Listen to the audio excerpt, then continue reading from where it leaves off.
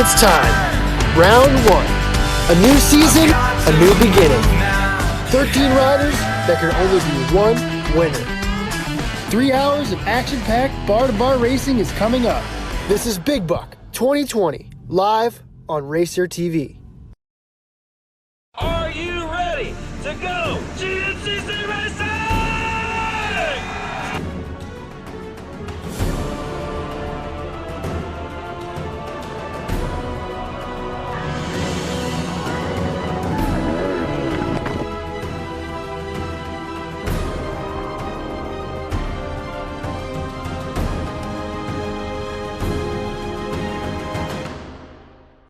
Hello and welcome to the opening round of the 2020 GNCC Series presented by Specialized and AMA National Championship. Live coverage today on RacerTV.com is brought to you in part by Motorcycle Mechanics Institute. I'm Rodney Tomlin along with Landon Wolf to give you the call. And you know, throughout the years, we've seen amazing battles and back-to-back championship sweeps by many different athletes. And coming off a win in 2019 is Caleb Russell. We had a chance to catch up with him coming into this opening round after 7 straight championships.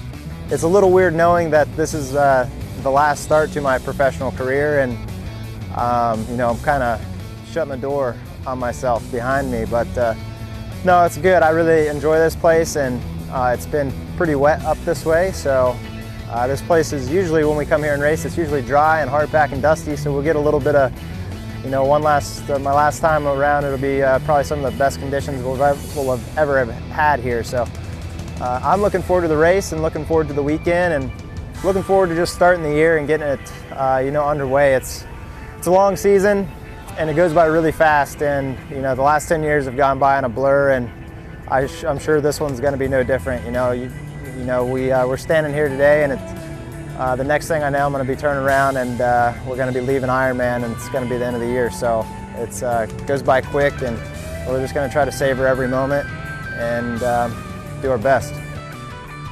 Now that we've had a word with the champ, let's head on over to Junior Trail Boss Jared Bolton to give us an overview of what this weekend's track's like. Thanks, guys. Well, it's time to kick off the 2020 GNCC racing season, and what better place to do that than Big Buck? It's been a tough week. Everybody's been wondering about the weather. It's been raining on and off. It's been a little wet, but guess what? The woods are actually really awesome. There's been so much pine needle and leaf cover out there that really the rain has never got all the way to the dirt. The dirt's been really hard packed, so what rain did get to us really ran off. We could see some epic dirt this weekend on an epic course. This course is really good. We've got a super long track this weekend. We've added a few more miles than what we normally do. There's something for everyone out there. And I know what you guys are thinking. You're already kicking off this year saying the same thing you say every race, but that holds true at Big Buck. There's fast stuff, there's grass track, there's tight bike-only sections. There truly is something for everyone at the Big Buck, and that's why so many people love to come out and go racing here. Thanks, Jared. Now let's get a word from our sponsors, and we'll be back in just a few moments with live coverage of the opening round of the 2020 GNCC Series presented by Specialized in just a couple moments.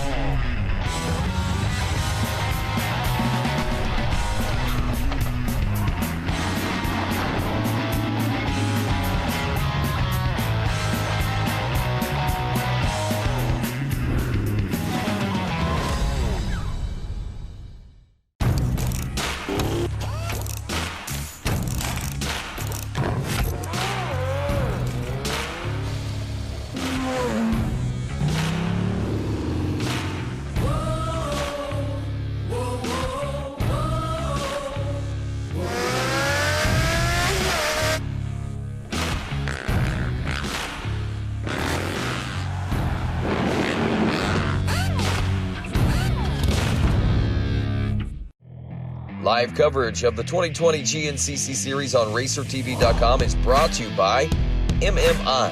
Get there, faster, smarter.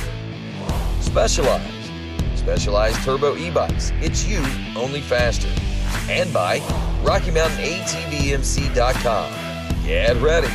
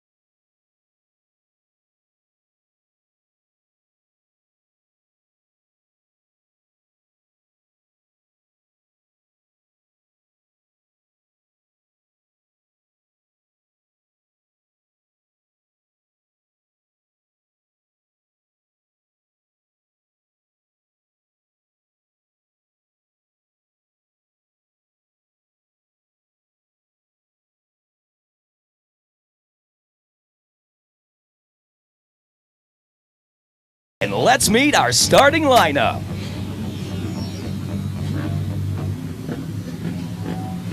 Rolling to the line first today, as we send our riders in accordance to points at the finish of the 2019 championship season.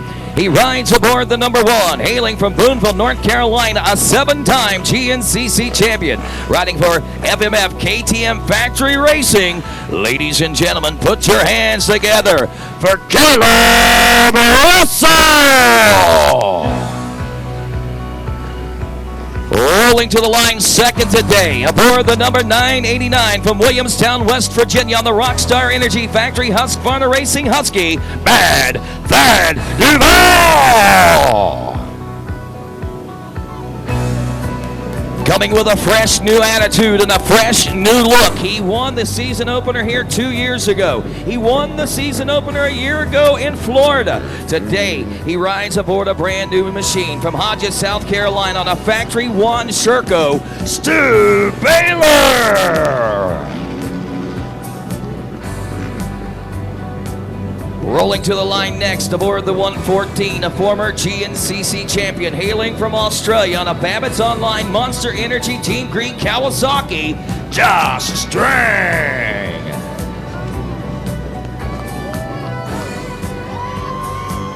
A new look and a new attitude on board the number 212 from Duval, Washington, on a Coastal Bicon Racing Husqvarna. He's rough, he's rowdy, Ricky Russell. A stellar performance in last year's championship as he made his way back on a Phoenix Honda Racing Honda from Birdsboro, West Virginia, on board the number 410. Welcome back, Andrew DeLong. Up next, he finished 9th in the 2019 championship season, riding aboard a Monster Energy Team Babbitt's Online Kawasaki, hailing from Tennessee, Jordan Ashburn.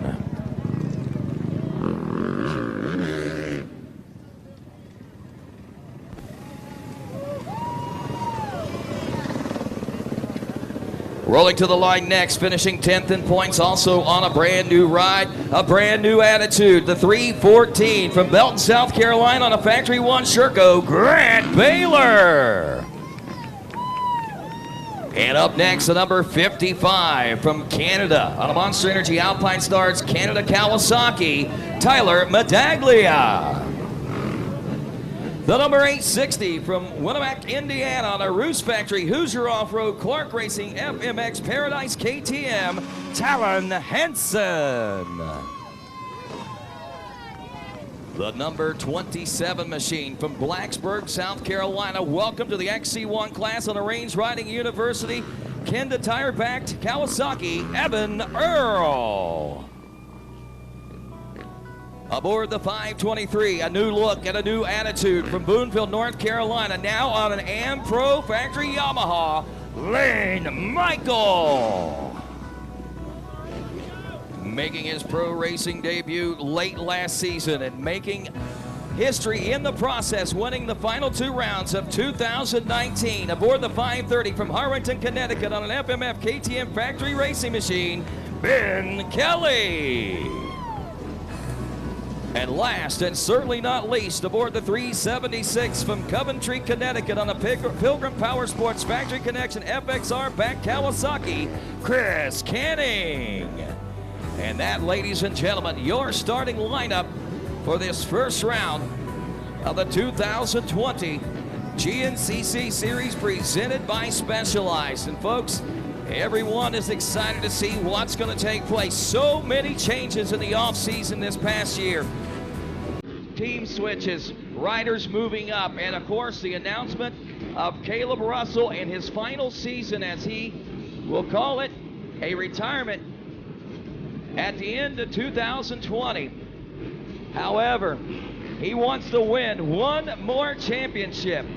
But there are several guys on this starting line that want to dethrone him, including Thad Duval, including Stu Baylor, including Josh Strang, also the 127 of Jordan Ashburn, and everyone on this line wants a piece of that first place action. The big question is, will they be able to take Caleb Russell down in his final season? Well, I'll tell you right now, Caleb Russell's coming, and he's ready for the gunning, my friends. He is certainly poised and ready for the attack that is about to come his way, because he knows in announcing that retirement, so many folks are going to want so much more. 1 minute, folks, 1 minute as Ricky Towery lets these riders know that we are 1 minute away from getting things off and rolling here at the VP Fuels Big Buck GNCC. The next time Ricky Towery gives these riders a cue, it'll be the waving of the blue flag, which will be a dead engine call, and it will also signal 30 seconds for the start of this race. All eyes bearing down on Ricky now as they begin to tighten, and of course staring down that start line like staring down the barrel of a gun. The blue flags are out. We're less than 30 seconds and shutting them down, shutting them down, shutting them down. And with that, I got to ask you, South Carolina race fans, are you ready to go GNCC racing? Yes, I believe you are, but I think we may be a little more ready than this. Let's get these guys pumped up. It's the opening round of 2020. I got to ask you one more time, Big Buck race fans, are you ready to go GNCC racing? 10 seconds. And row number 1, the XC1 Pro will be off and rolling at this VP Fuels Big Buck GNCC.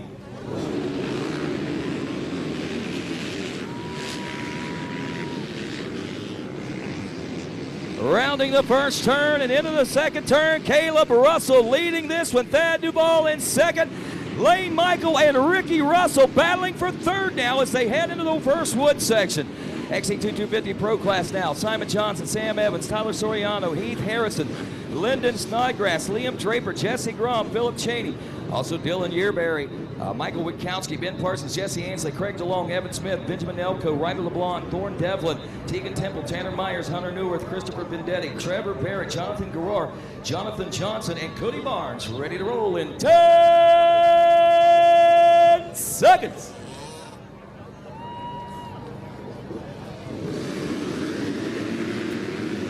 A great jump by the 525 of Tegan Temple. Will it carry through the first turn? Oh, mercy. Yes, it does. Tegan Temple gets the hole shot. Mike Witkowski running in the number 2 spot. Temple out of Westchester, Pennsylvania on a Beta USA back machine.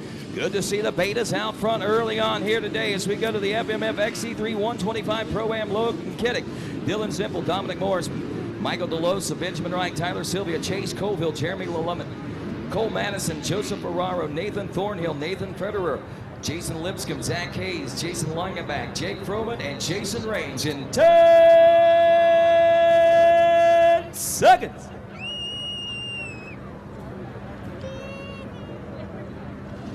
And they're off. The 100 machine. Who's that one going to be? As they round the first turn. That's a 916. Jason Rains. Jason Rains back with us out of Travelers Rest, South Carolina on a Rains Riding University Atlas Sales Yamaha factory bag machine. Welcoming him back, a multi-time national Hare Scrambles champ and former GNCCer. Johnny Monair in the 258 class, Tristan Land, Joshua Lee, Trevor Getz, Patrick Murray, Aiden Pox, and Tanner Coward, Michael McGee, Zachary Davidson, Nathaniel Tasha, Brody Johnson, Matthew Davis, Gavin Simon, Bolton Barat, Dan Lewis, also Brendan Poling, Zachary Nardi, Chase Goslin, Hunter Thorne, Thomas Dexter, Theo Lefley, Devin Jarrett, Cole Robbins, Jonathan McDougall, Matthew Wilson, Dakota DeVore, Jeremy Wallstrom, Andrew Gross, Jackson Ways, Nicholas Cordana, Keith Ginley, and it's the 822 of Alex Tweeten out of Apple Valley, Minnesota, grabbing the early lead. Also Pat Meehan out there, Neil Ehrman, Anthony Herring, and Keith Ginley. 35 riders out here in this class. In this next class, 44 riders in the Open A class. Kobe Becker, Brady Myers, Tyler Braniff, Alex Luger, Chase Hayes, Philip Daganese, also Dylan Gore, Nathan Rector, Andrew Matusik, Mario Takev. 10 seconds. Brett Grimes, also Dylan Dela Cruz, Garrett Maynard, Timothy Murphy, Will Simon Piper, Adam Raska, Jack McMakin, James Carter, Eli Childers, Anthony Federico, Ethan Popzinski, Austin St. Justin Snipes, Nate Smith, Mason Atherton, also Justin Leonard, Colton Brown, and out front it is the 62 machine of Chase Hayes out of Sumter, South Carolina on a Carolina KTM backed by Battery Park Ride Park and HBD Moto Graphics.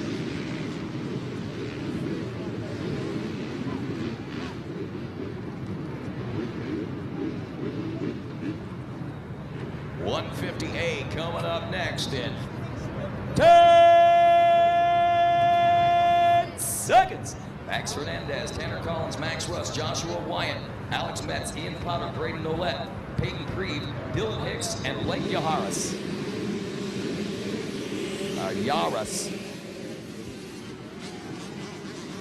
Around that first turn to 404 and the 219 side by side. It's going to be the 219.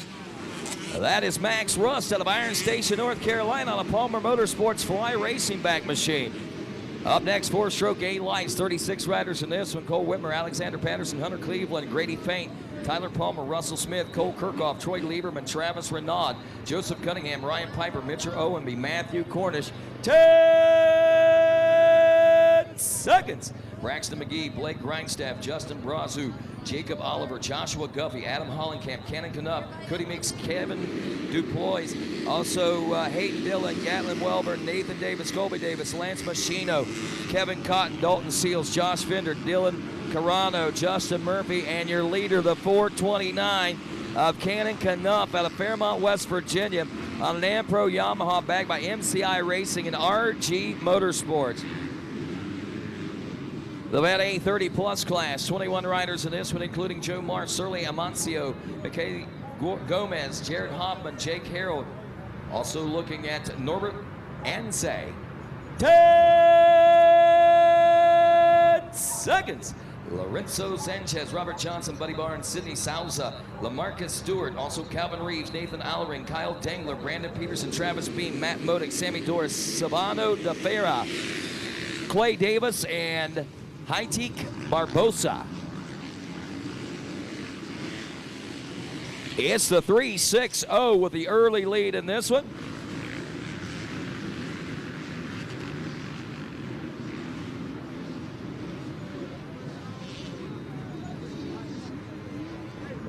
As we go to the senior A40 Plus class next, got Shotgun Sean Remington along with Frank Messina, Vinny Torch, Cody Potts. 10 seconds. Joe Potter, Dwayne Connor, Devin Ferguson, Nathan Taylor, Bo Hamlet, Steve Lembruno, Steve Mullen, Shane Lennon, Curtis Ryan, Larry Sylvia, Igor Soares, Joel Stolz, Todd Thompson, Jason Stickley, Darren Darmos, and Jeff Husted.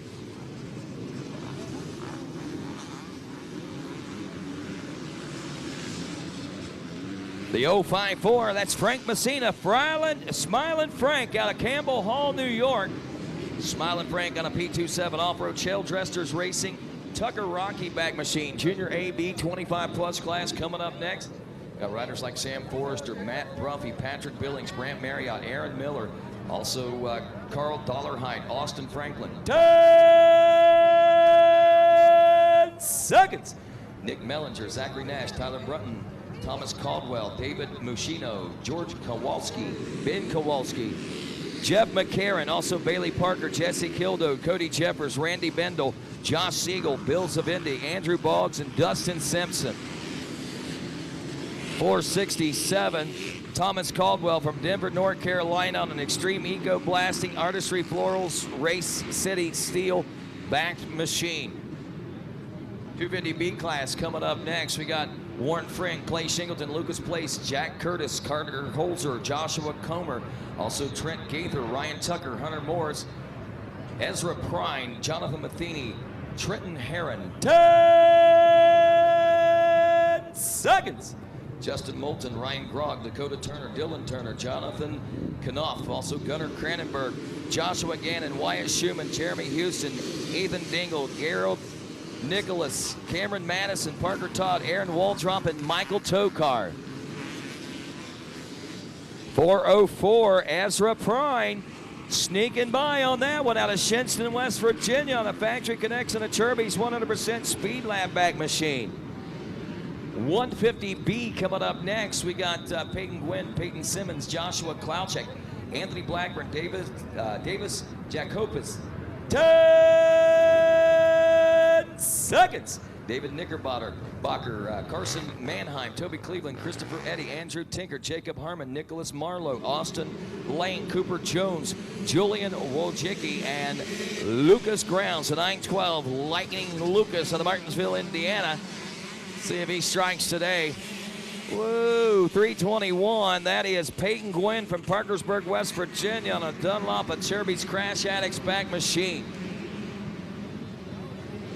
The Vet B 30-plus class, Larry Hopper, Adam O'Dell, Daniel Parlier, Jeremy Stowovi, Joshua Carey, Agostino de Souza. 10 seconds.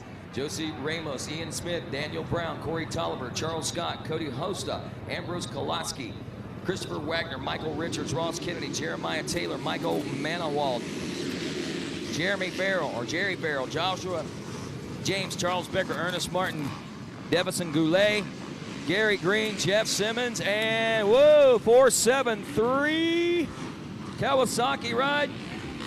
Or was it a 479? Michael Richards from Frisco, Texas on a Superior Solutions Roofing Mica Metals Fast House back machine there for the Bet B class. Moving to our next row, our Open B. 10 seconds. Jared Miranda, Matt Sorge, Cody Linda, Trenton Madison, Hunter Barron, Jacob Ellis, Gregory Tenney, Dylan Fleming, Brandon Gearing, David Ravinsky, Andrew Hollenkamp, Nathan Dickey, Craig Oberholzer, Isaac Cole, Wyatt Keisler, Matt Spence, Anthony McCoy, Colton Hawk, Addison Mass, Joshua Grooms, Wesley Lester, Brian Shell, Morgan Annis, Jacob Maynard, John McGee, and Jamison Hardy. That might have been Trenton Madison grabbing that early lead out there a moment ago. But nope, that's Trenton Madison down in the first turn, I guess, there, huh? Or second turn. All right, let's go to the Senior B 40-plus class in 10 seconds. Gene Swidwell, Leon Whitaker, Chad Knickerbocker, Brent Belsel, Nathan Weymouth, Brad Capelli, Rodney Johnson, Jonathan Ball, Rick Liller, Shannon Hatfield, Mike Horwitz, and Frank DeFeo. Brent Belso out of Medina, Ohio on the 281, getting a good jump off the line. And the early lead on his Husqvarna now.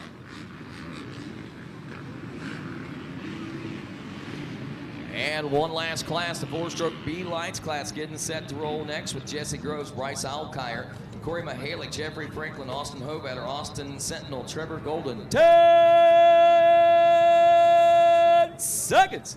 Justin Gibbs, Michael Gefkin, Justin Griffin, Blaiston Moore, Corey Schaefer, Colby Dunham, Leo Bierman, Ben Thomason, Lake Plowman, Cody Green, Chase Starkey, Drew Calloway, Dawson Nixon, Nick Thomas, Brennan Fredericks, also Franklin Brown, Hader Schultz, TJ Frey, and out front 495,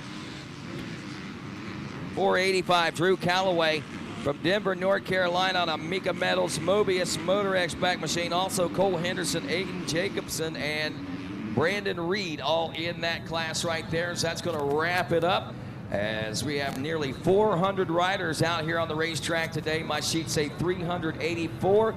Wow, that's a whole host of riders, and of course a whole host of competition, a whole host of obstacles out there that could really shake things up as far as this race is concerned. It's going to be a great one, and as we always like to say, possibly even a barn burner. Who's going to be able to knock on the door to slow down Caleb Russell here in round number 1? Look like nobody there coming out of turn number 2. Stick around on RacerTV.com to find out more.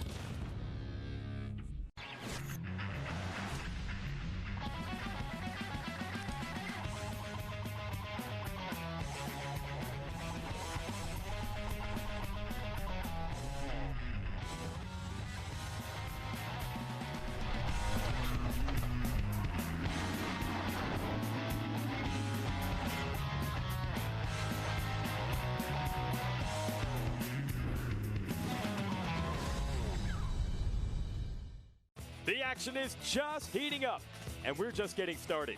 Stay with us, live action on RacerTV.com. It's a big world out there. How do you choose to see it? When you crave the long canyons, rocky trails, rutted tracks, and lonely highways, they become a part of you. Podiums and personal records, we choose it all. Because life is about moving and feeling. It's about being connected to the adventure. Some just never pull the trigger. They keep waiting, wondering what it means to wander. It's a big world out there. You just need to ride where you belong.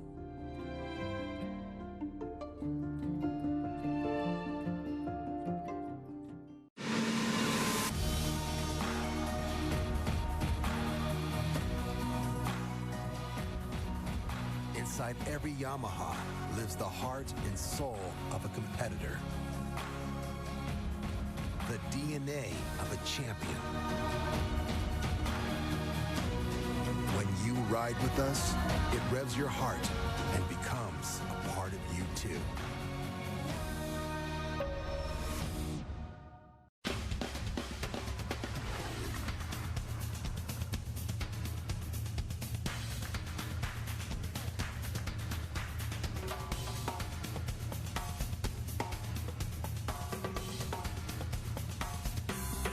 Born of family values and a homegrown work ethic, Cometic Gasket seals your machine so you can focus on the finish line. Cometic Gaskets are the competitive standard for racers who demand the very best inside their engine. Cometic Gaskets are always constructed from superior materials designed to perform in the most demanding environments. Whether it's a championship on the line or a day in the dirt with friends, professionals and enthusiasts alike depend on Cometic. Cometic Gasket, sealing championships since 1989.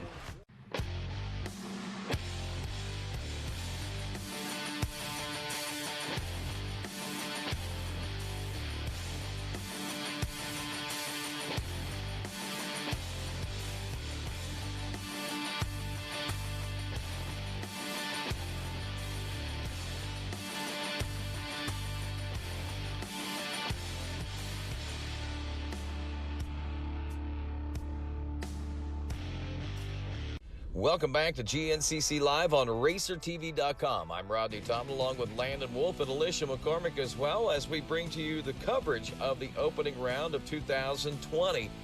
46 years we've been at this, and wow, I tell you, each and every year it gets special. Something special about this year, there are a few changes there in that XC1 Pro pits. Had a pretty tremendous year last year and won a lot of races and was really consistent, and it helps a lot, you know. It just gives you confidence and you know you belong up front. But yeah, every start of the year is always kind of a weird, unsettling feeling, you know, just unknown. You don't know how everyone's going to stack up, and but I'm confident in myself and in the training I've been putting in, and yeah, just doing all the work. It gives you confidence and it makes you feel good, and yeah, I'm just gonna go out there and ride like I know how, and not worry about too much, and just see how it goes from there and take it one race at a time. Yeah, this year here at Big Buck, it's nothing like we've ever seen here before. I don't think. You know, in the past we've always raced here in the summertime. You know, it's always dry. You know, we'll get 2 months here without rain in the summer, so it's always dry and dusty here. And this year the soil ended up being perfect. It rained all week, and then you know it's been good the last couple of days, so it couldn't be better. And you know, the spots are usually a little bit soft, or a good bit softer this year with all the extra rain. So you know, that's going to make it pretty interesting. But all in all, I think it's going to be a great day. How's it going, guys? Stuart Baylor here, round one, GNCC's Big Buck.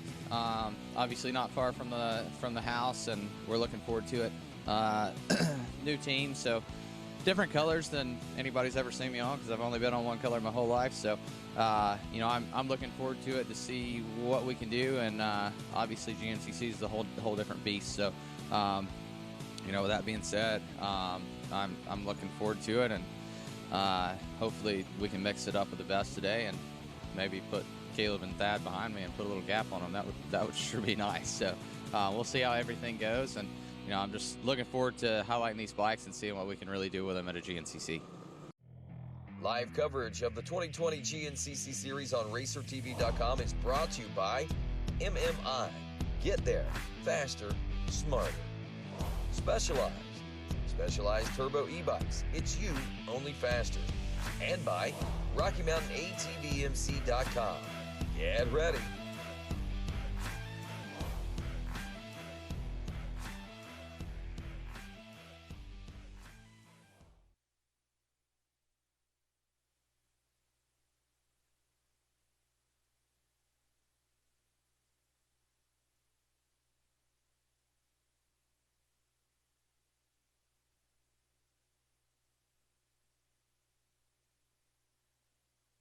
Ricky Russell, so both Russells. There looks to be Lane Michael.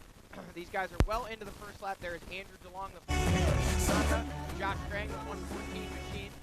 These guys are headed up and can make a short work of this hill. So right as we open up, right to action, we're joined here in the booth by Tyler Shepardson. Tyler, we're dialed in here. We've got to see the start. We saw that Caleb Russell with a massive hole shot in this XC1 class.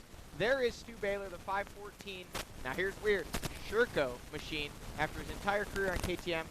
Those of you at home watching that saw those interviews coming in, a lot of changes in this offseason, and that was one of them right there. But the hype is real this year, man. Yeah, absolutely. Just as you mentioned, a lot of storylines coming into 2020 as we kick off the season one here at the VP Fuels Racing Big Buck GNCC. Now, as you mentioned, Stu and Grant Baylor, here goes little brother Grant going to the hill climb right here, but obviously them making that move to the factory Sherco machine. We got Ricky Russell switching over to the Coastal Racing Husqvarna team. Lane Michael is now on that AmPro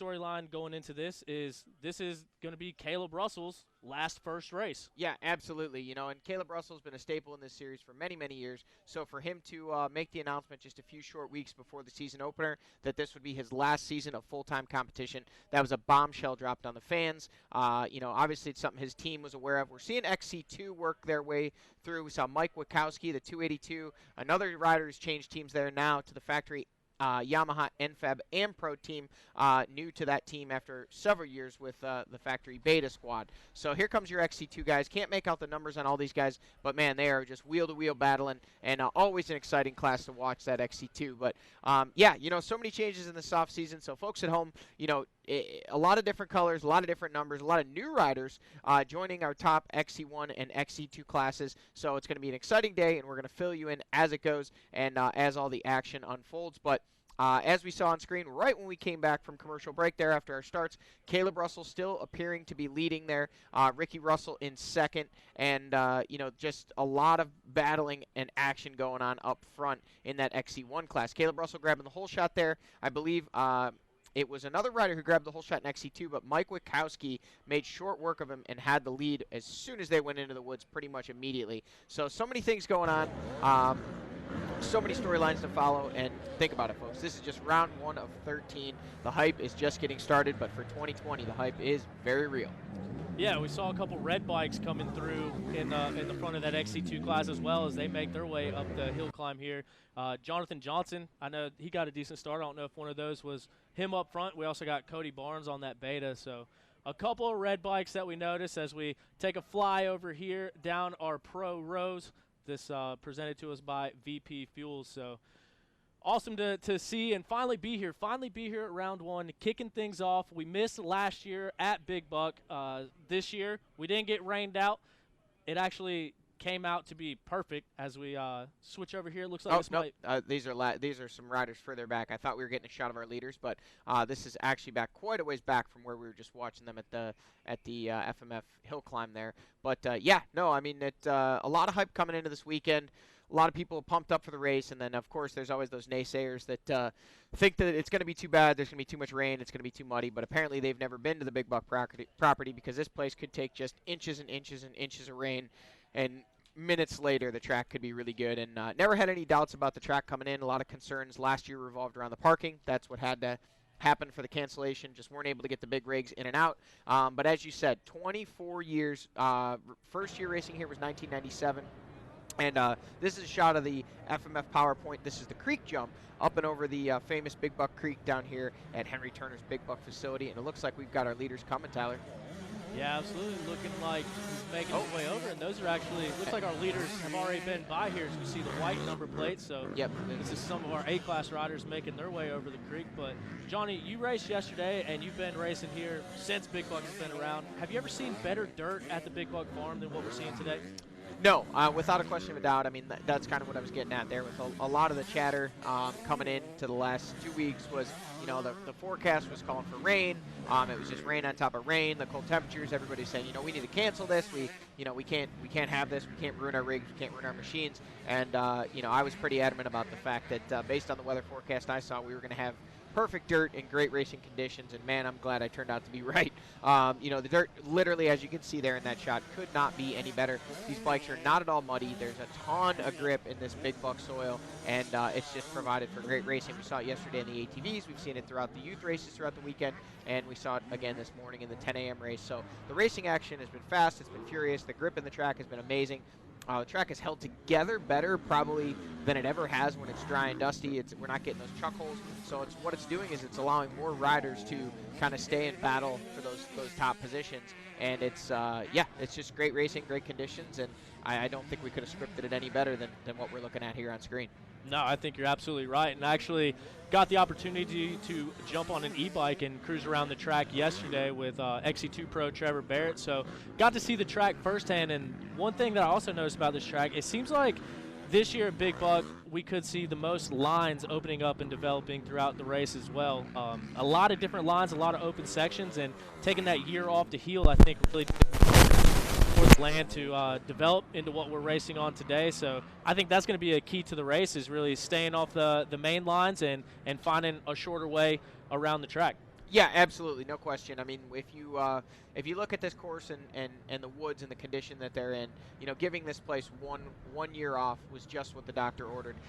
You know, obviously the GNCC crew does a phenomenal job of reclaiming these racetracks when we leave to allow Mother Nature to take its course and, you know, put some leaf bedding down, and they even plant grass in the open areas to kind of knead the soil back together. But, you know, this year having the one extra year off, obviously we're all upset to miss Big Buck. Last year it's a staple in the series, but that extra year has really just brought the most out of this ground. And again, not just the dirt itself, the entire facility has never been in better shape. It's just been phenomenal. There's just been tons and tons and tons of people here throughout the weekend. You know, the spectators just keep pouring in, as you can see from this shot here at the creek jump, and everybody's having a great time. And you know, to your point about the lines, I think you know, granted, we used to race here a little later. It was typically early to mid-April. And obviously South Carolina Springs come a little bit earlier than what we're used to up north, or what I'm used to up north.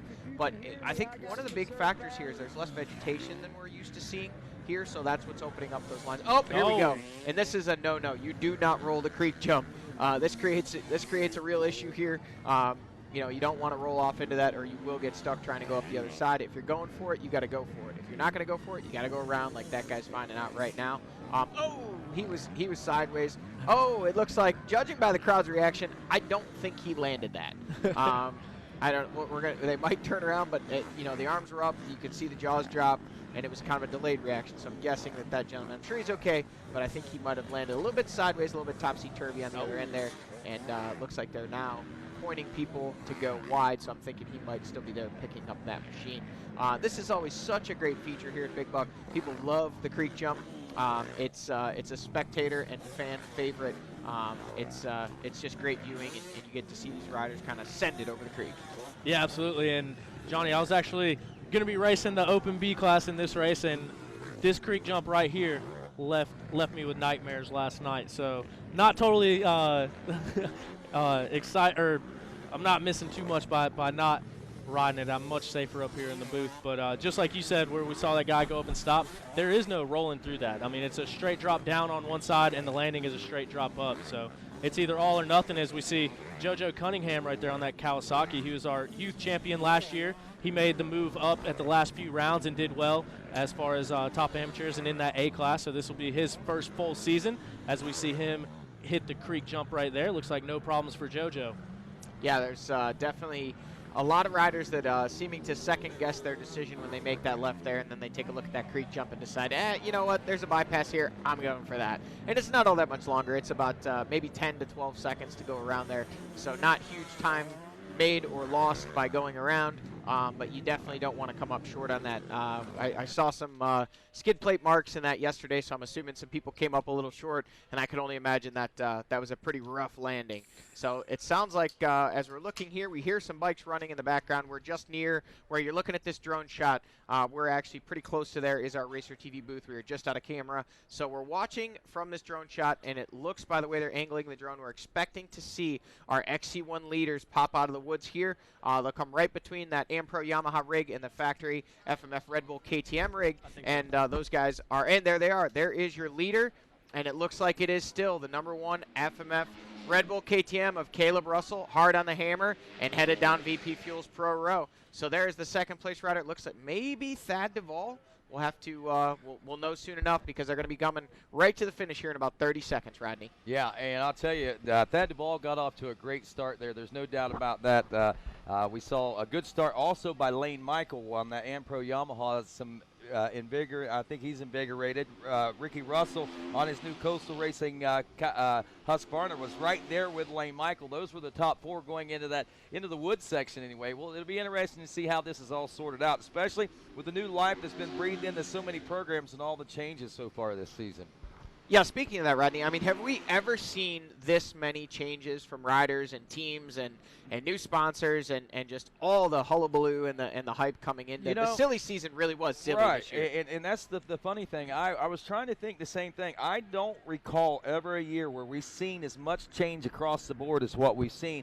And it happened on both the ATV and the motorcycle side of things. That's the interesting point, I think. Yeah, I think, like you said, I mean, clearly I think we have to acknowledge the biggest news in GNCC racing would have to be the change of Stu and Grant Baylor to that Sherco team on the bike side of things for sure. Right. You know, those guys have been Grant obviously did a year or maybe even 2 years with the Ampro Yamaha team a few years back. Right.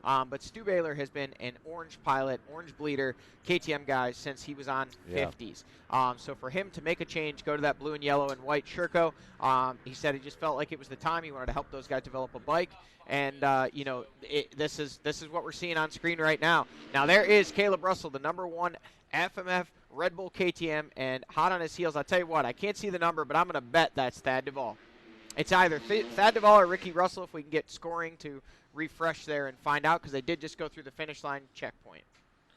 Yeah, it sounds like we got word coming in that that is the 989, the Rockstar Energy Husqvarna of Thad Duvall, which when they came through the pro row, we saw that pit sign coming up from the Husqvarna rig. But Thad missed the last couple rounds last year, but no doubt he's been rehabbing and training that knee up, coming in strong as he's currently in that second place spot at round #1.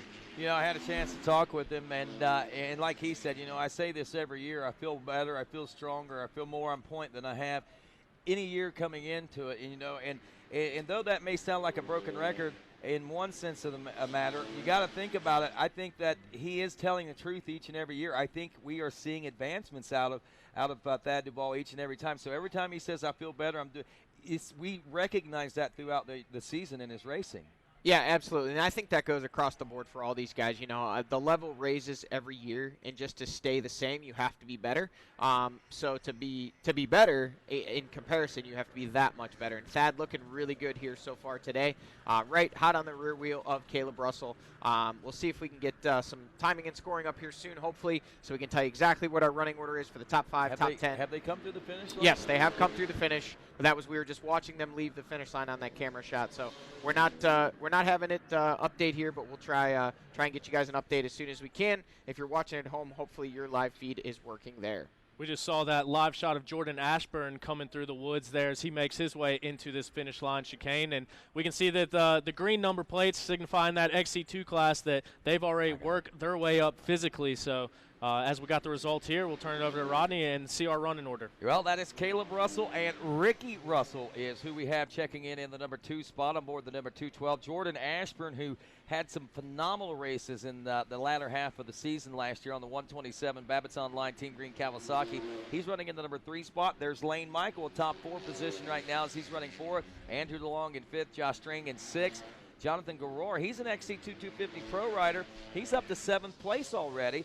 Stu Baylor is 8th place on his Sherco. Ben Kelly in 9th, and Thad Duvall all the way back in 10th Yeah, place. we got some bad information there, folks. That is not Thad Duvall in 2nd. That is Ricky Russell. Ricky Russell, I thought it looked like Ricky on the 212. Coastal Racing Husqvarna is the rider in Caleb Russell's shadow, and they have yarded 3rd place Jordan Ashburn by 25.5 seconds on lap 1, and those two are checking out and pulling away at the moment. As you said, another 3 seconds back Lane Michael, and another 9 seconds back Andrew DeLong. That rounds out your top 5. So Thad Duvall was up there off the start, but currently 9th, and looks to be 32.39. Looks like he is about a minute and a minute and 17 seconds behind the leader. So Thad Duvall, you know, those improvements you were talking about in the offseason, he better put him to work here soon, because losing a minute 17 on the first lap does not bode well. That's not going to work out well for him. We also see another surprise to me is Ben Kelly back in the 9th place position, who himself is only about 10 seconds ahead of Thad Duvall. So he's got well over a minute that he's got to make up too. And knowing the strength of both of these riders, I'm not saying that neither one of them can make it up, especially early in the race right now. But I think it's odd that 2 players that we expected to see battling for a win today are all the way back in 9th and 10th place positions. Yeah, and I don't really know. I don't really know how to handle this one with Ben, because I've heard some rumors. I don't know what he said in his pre-race interview, but as of a few days ago, I heard he was not racing. He's had a big crash, and he's dealing with some things. I guess it's all hearsay, but we'll let him bring us up to speed when he feels like it. But Ben Kelly, I can tell you, was not anywhere near 100% or even 75% or probably even 50% coming into today. So maybe he chose not to share that. I didn't see the pre-race interviews. But he's had a big crash early this week, and he was definitely under the weather physically. Well, let's check in with him and see, check in with the guys, see exactly what is, what they were thinking coming into this. And I know we talked to them. Now it's a chance to hear what they said. How's it going? I'm Ben Kelly, and here we are at the first round of the 2020 GNCC racing season. And it's my first official rookie season in the XC1 class, so excited to get out there and see what I can do. Had a really good year last year and moved up early and was able to win the last 2 races, so I definitely have some momentum working in my favor, and just going to go out there and try to do the best I can. It's the first race, it's a long season, and everyone's chomping at the bit to get out there, so just going to go out there and do the best I can. Yeah, I feel pretty solid. I'm not 100%, kind of had a crash this week, and I'm not in the place I really want to be, but we'll see how it goes after tomorrow, and so just gonna go out there and race. It's what I'm here to do, and it's been a long off season, and I've been wanting to go racing, so just gonna give it a try tomorrow and see what we can do. Still not a lot of details on necessary injuries or anything like that, but he did admit to having the crash and not being 100%. Yeah. So, like you said, Johnny, I mean, that's where we are right now with him, and you got to wonder also with that. I know we talked about he had the knee injury at the end of the year, and I talked to him, and he said I don't think he was going to have surgery or anything like that on it. So like Tyler said, rehabbing that knee all year, you have to wonder if the strength is back in that too, because that's a pretty nagging injury once you get it. Yeah, it's hard to know for sure. And again, no reason to panic if you're a Ben Kelly fan or a Thad Duvall fan, and those guys seeming to be a little off where we were expecting them on lap 1. I mean, this is a 3-hour race, folks. 180 minutes. There's plenty of time for them to get back up in there and battle for top positions or even get a lead and pull away. As far as Ben goes, as bummed as I was to hear that he was injured, I'm glad, that he's acknowledging it. Sometimes it's a tough situation for those guys. They don't want their competitors to know. But again, I knew from some people that were there at Ranch Russell, he had a big one. He's been to the doctor. They've checked him out. He knows exactly what's wrong. They can share that at their will, but he is not 100%. And again, I think there was a serious discussion as to whether or not he would line up today based on his injuries, or whether he would focus his efforts elsewhere. But it's awesome to see him out there, and glad to see him out there doing battle. And I will say, from what I know of it, it is something that is overcomeable. We could see him back at 100% very soon-ish, but not in the short term. Wow, that's a tough break for a kid that's got such a great future ahead of him. There's no doubt about it. Well, right now, as we're checking it out, we're one lap down, working on lap number 2. About 40 minutes into this one now, about 37, I guess, 38 minutes into this event. And, of course, with that, we are looking at, I think, still a lot of great racing ahead. Only a couple of seconds separating the Russells of Caleb and Ricky, and of course another 25 back to Jordan Ashburn back in third, Lane Michael in fourth, and Andrew DeLong in fifth as we wrapped up that first lap. We'll be back in just a few moments to pick up the rest of the action to find out what is going to happen here at the season opener.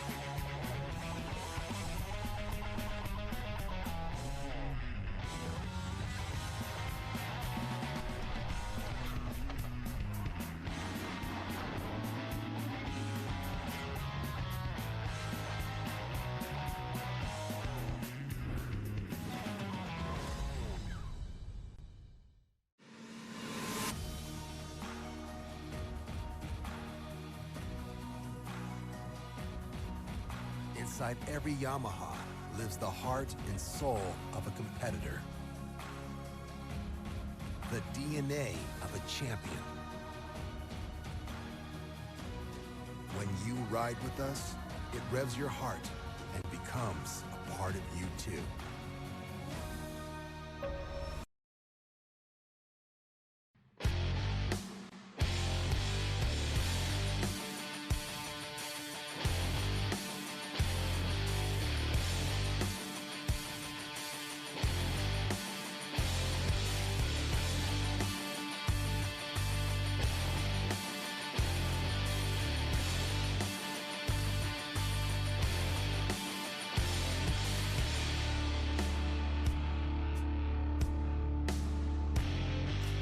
Even when you're the best, you never stop striving to be better.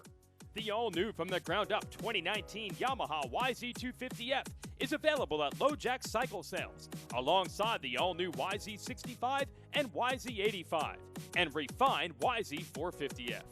So stop by LoJack Cycle Sales today in Tarentum, Pennsylvania, and visit our online inventory at www.lojacks.com. Yamaha YZs. It's why we ride.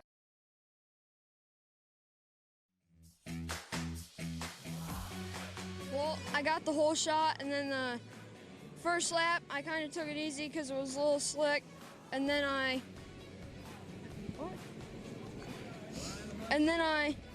Jack Joy passed me, and we were just riding, and then he wrecked pretty hard. Then after that, I put my head down and pulled away, and the track was really good.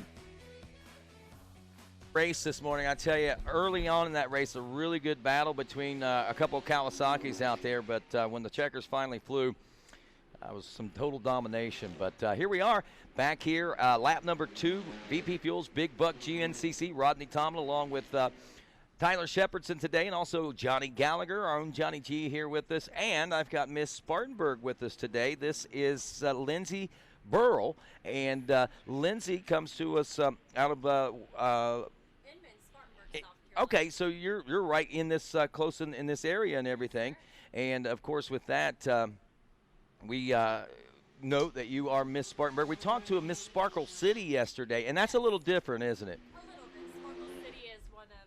Sparkle City is one of the official nicknames for Spartanburg. So I am a Spartanburg Inman native, so born and bred. Born and bred, so you get to represent your hometown then, huh? Absolutely, and that's such an amazing thing to do. Spartanburg is a legacy title, so if I'm correct, I'm the 66th Miss Spartanburg to represent us at Miss South Carolina. Wow, so how many Miss Spartanburgs have made Miss South Carolina? Ooh, I know about 2 years ago, Miss Spartanburg was Miss South Carolina. The past Miss Spartanburg also was second runner-up. So Spartanburg has a pretty hefty name to hold at the Miss South Carolina stage. Wow, you got some big shoes to fill, it sounds like. I sure do. Now, when do you go for that? That will be in June. So an entire week of June in Columbia, South Carolina, we will be competing for the title. So when they ask you a question, tell us, Miss Lindsay, about Spartanburg. What's so great about Spartanburg? I love Spartanburg because the county itself is made up of these small, towns like Inman. So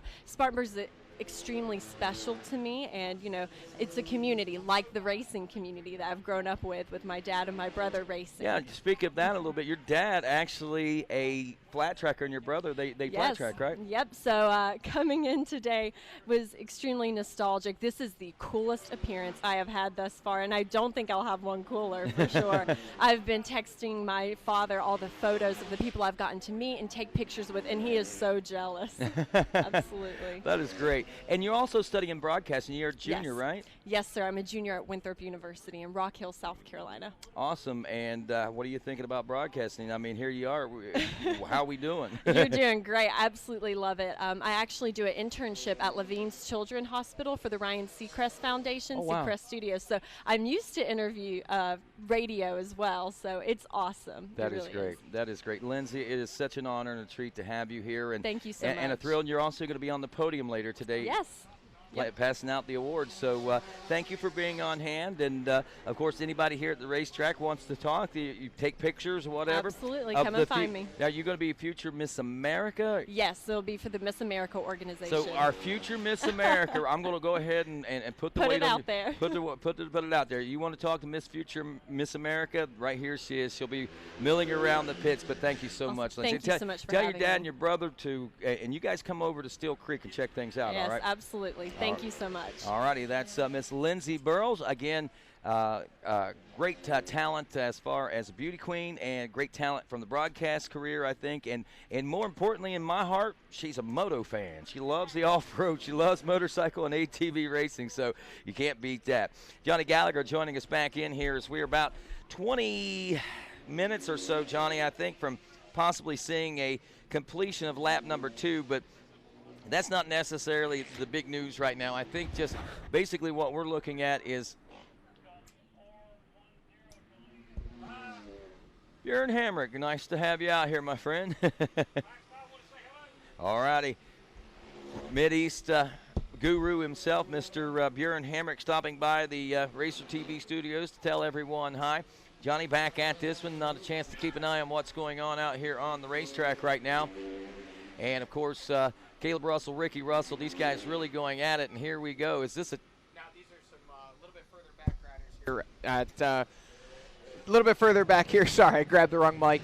This actually is our FMF PowerPoint. This is our hill climb here, and this should be the next spot, I believe. Unless I missed him while I was away from the screen here, this is where we should see our leaders next. Wow, this the crowd down there today is pretty phenomenal, right? I'll tell you what, it was cold this morning, and I had my concerns as to how many people were going to brave the elements to come out, but come on, folks. I mean, we got to be pushing 60 degrees now, and glad to see that these folks all came out and made the trek, because there's heavy racing action, and always great crowd here at the Big Buck, Henry Turner's Big Buck Farm.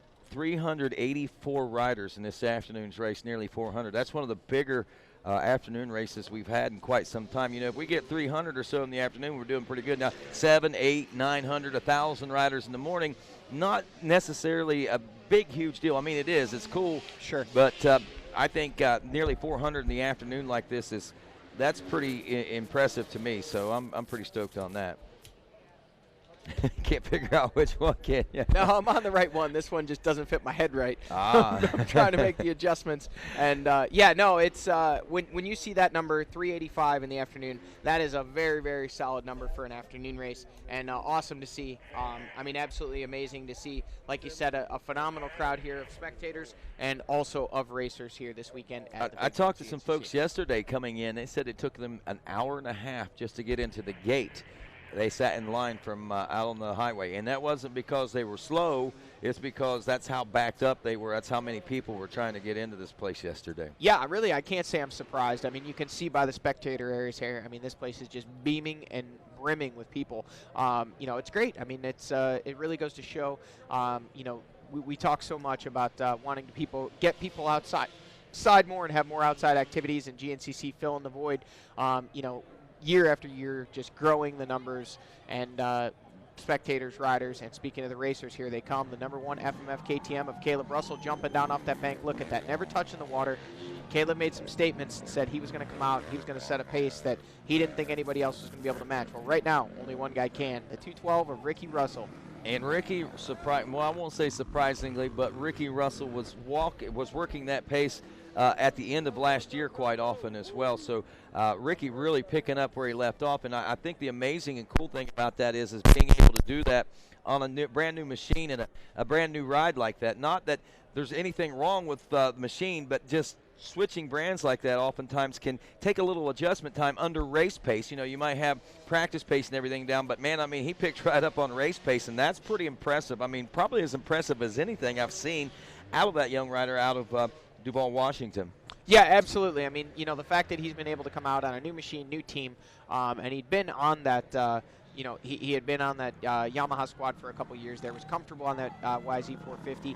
Obviously, Lane Michael taking over his spot there, but to see Ricky Russell come out on that Coastal Racing Husqvarna and right up there matching the fastest man on earth in the wood, you know, that is a statement. And, you know, Caleb Russell trying to get away. Right now, Ricky Russell not letting him. And I believe, unless I'm mistaken, that was our second place rider, or our third place rider, Jordan Ashburn. Now, Josh Strang looks to be up to fourth place unless we missed Lane Michael. Obviously, the camera panning back and forth. There was a rider that came through the shot, but judging by the line he took, I believe it was a lapped rider that went around the outside there.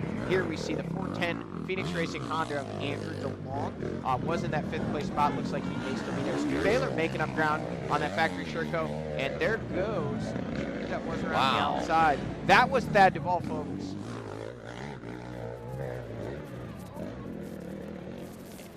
And there is Ben Kelly right there. Wow, so there's those guys. Thad's gotten around Ben Kelly and starting to open up a little bit of a gap there. How about the other Johnny G right there, Johnny Garor? He's leading the XC2 Pro Lights class, and he is currently running in 7th place overall. That's pretty impressive. We've seen him some in the XC1 class, but dipping down in the XC2, he might have found the fit on that 250, man. Yeah, absolutely. You know, and there we see Lane Michael coming by, so we didn't miss him.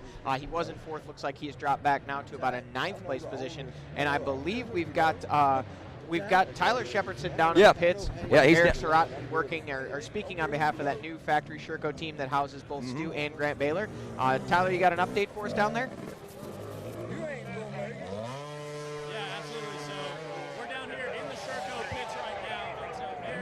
You've been wrenching on these machines. What all goes into bringing a brand new factory effort out here to the GNCCs? Well, a lot of it, you know, GNCCs requires a lot of durability, and these bikes need to last. So just trying to make everything bulletproof, try to make everything, like any issues that they had during practice or testing, you know, just kind of address all that and make sure that we're covering all the bases, making sure that the bike's going to last really good. That's the biggest thing. You don't know. A Sherco has never raced a GNCC in its existence at the level that these guys are racing. So, you know, it really takes a lot of time and effort. And, you know, for this first round, we got it together. And I think, you know, they're running okay right now. And if we get through this round and they finish really well, we'll push forward for more.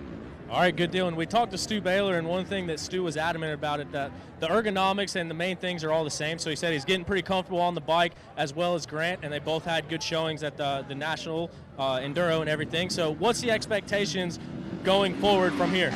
You know, right now it's just kind of seeing where we stack up against the competition. You know, everybody always the first round is the biggest push, and you're wondering, is your training right, everything right? So our expectations are just to come through here and finish solid, and then just regroup and then go into Florida. Florida's the one round that's nothing like anything else we do. So, if you can last through that, now let's go GNCC racing after Florida, and then kind of put it all together from that point further.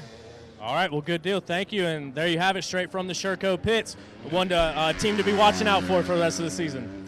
All right, thank you, Tyler. Good scoop there from Eric Stratton, former last year's Phoenix Honda team manager. Prior to that, many years with the JCR Honda squad out west, as well as several years here in the GNCC. That man has a lot of experience dialing in motorcycles and making them GNCC ready. So great move on behalf of the factory Sherco team and the Baylor boys to bring Eric Stratton on board. He's got a lot of knowledge when it comes to spinning wrenches and making machines exactly what the rider wants. And those guys developing a new machine, it's going to be a tall order for them, but they're young, they're driven, and they've got a lot of good backing behind them. Well, talking with Stu Baylor earlier today, he seemed rather humble. That's a good way to put it, but realistic about how things are going. But I almost have to think, some of the things he said led me to believe that he was already a few steps ahead further on this bike than kind of what a lot of people might be expecting him as. He says there's a lot of the components and things of that bike and ergonomics of the bike that are similar to what he's already used to. So it's actually fitting his style quite well. And he said, kind of really off mic, he said, he says, if I can ride this thing like it feels like I can ride it, what it feels like whenever I'm riding, I should have a good day out there, But again, you don't know until you're at race pace, and you got to be proven at race pace and how well the bike's going to handle and how you're going to handle the bike under those conditions. Yeah, absolutely. And I think Sherco obviously has a phenomenal reputation in hard enduro and in Europe in some different formats and styles of racing. The bikes are fast, the bikes are good. Oh, look at that, had a nose wheelie up into the crowd and then wheelied off there to the side. Folks, that is why you do not take the big buck FMF PowerPoint hill climb for granted. He hit that rock ledge at the top and threw him up on the front wheel, and he was just along for the ride after that. There's Tegan Temple, the 525 KTM machine. These are XC2 riders that were seeing through here. We did see Johnny Girard, Mike Wachowski, a number of riders already come through. I saw Evan Smith, the 347 machine. Many of our top players in that XC2 class have already come through on screen. Jesse Ansley, the 328 Trail Jesters KTM. All those guys came through while we were chatting there. But yeah, with the Sherco, I think the major question on a lot of industry and players' minds is, the Baylor boys are known for not being easy on equipment, and how are these machines going to hold up? Not questioning them based on the fact that they're Sherco, it's just something different than they've ever ridden before. So again, we are absolutely pumped to have Sherco here fielding a factory team with two top riders in the Baylor's squared, Grant and Stu, and we're going to see, we're going to find out today. Right now, at last check, we had Stu Baylor in 8th. I can tell you from our camera shot here at the FMF PowerPoint, a little higher up than that. I think he made his way up to 7th, possibly even 6th in the running order, and was within striking distance of a couple guys in front of him. So I think within another lap or so here, we could potentially see Stu Baylor battling with inside the top 5. I agree. I agree. Not exactly sure where Grant is, but I think if they could get both these bikes to finish, and ideally both of them in the top 10, I don't know how you feel about it, Rodney, but I would call that a win for the day. Yeah, and I think, honestly, Team Sherco would look at it like that. I mean, you come into a thing like this, the idea of winning is kind of a dream whenever you come in. Now, it's not a far-fetched dream because you've got the Baylor boys that are manning the machines. But at the same time, anything in that top 10 is going to be a great ride. Anything better than a top 10, like a top 5, is going to be phenomenal. So if they can get a top 5, either one of them get a top 5, or even get on the podium, I think that they'll probably do better than what they anticipated, what they expected. And I'm sure that the team and the manufacturer is going to be completely stoked in knowing that they were right, in knowing that it was time to make a move over to GNCC. Yeah, absolutely. And we've seen this so many times over the years when you get a new company, a new manufacturer involved, and they kind of get their feet wet. Typically, it was a bold move for Sherco to get two high-profile riders like the Baylors. Typically we've seen teams come in and kind of get some established, maybe some older riders that can help them develop the bike, that maybe aren't quite at the pinnacle of their career, but to take two riders who have both won GNCC overalls, and we know them to be threats for a podium every time they get on their machine. And last year, I believe Stu, if I'm not mistaken, was the third or fourth overall finisher for the season in points. So, that's definitely top-tier talent there. So kudos to them for coming out swinging in a big way, and definitely hope it pays off for them. We're looking here at VP Fuels Pro Row from our Skycam. This is a drone shot here.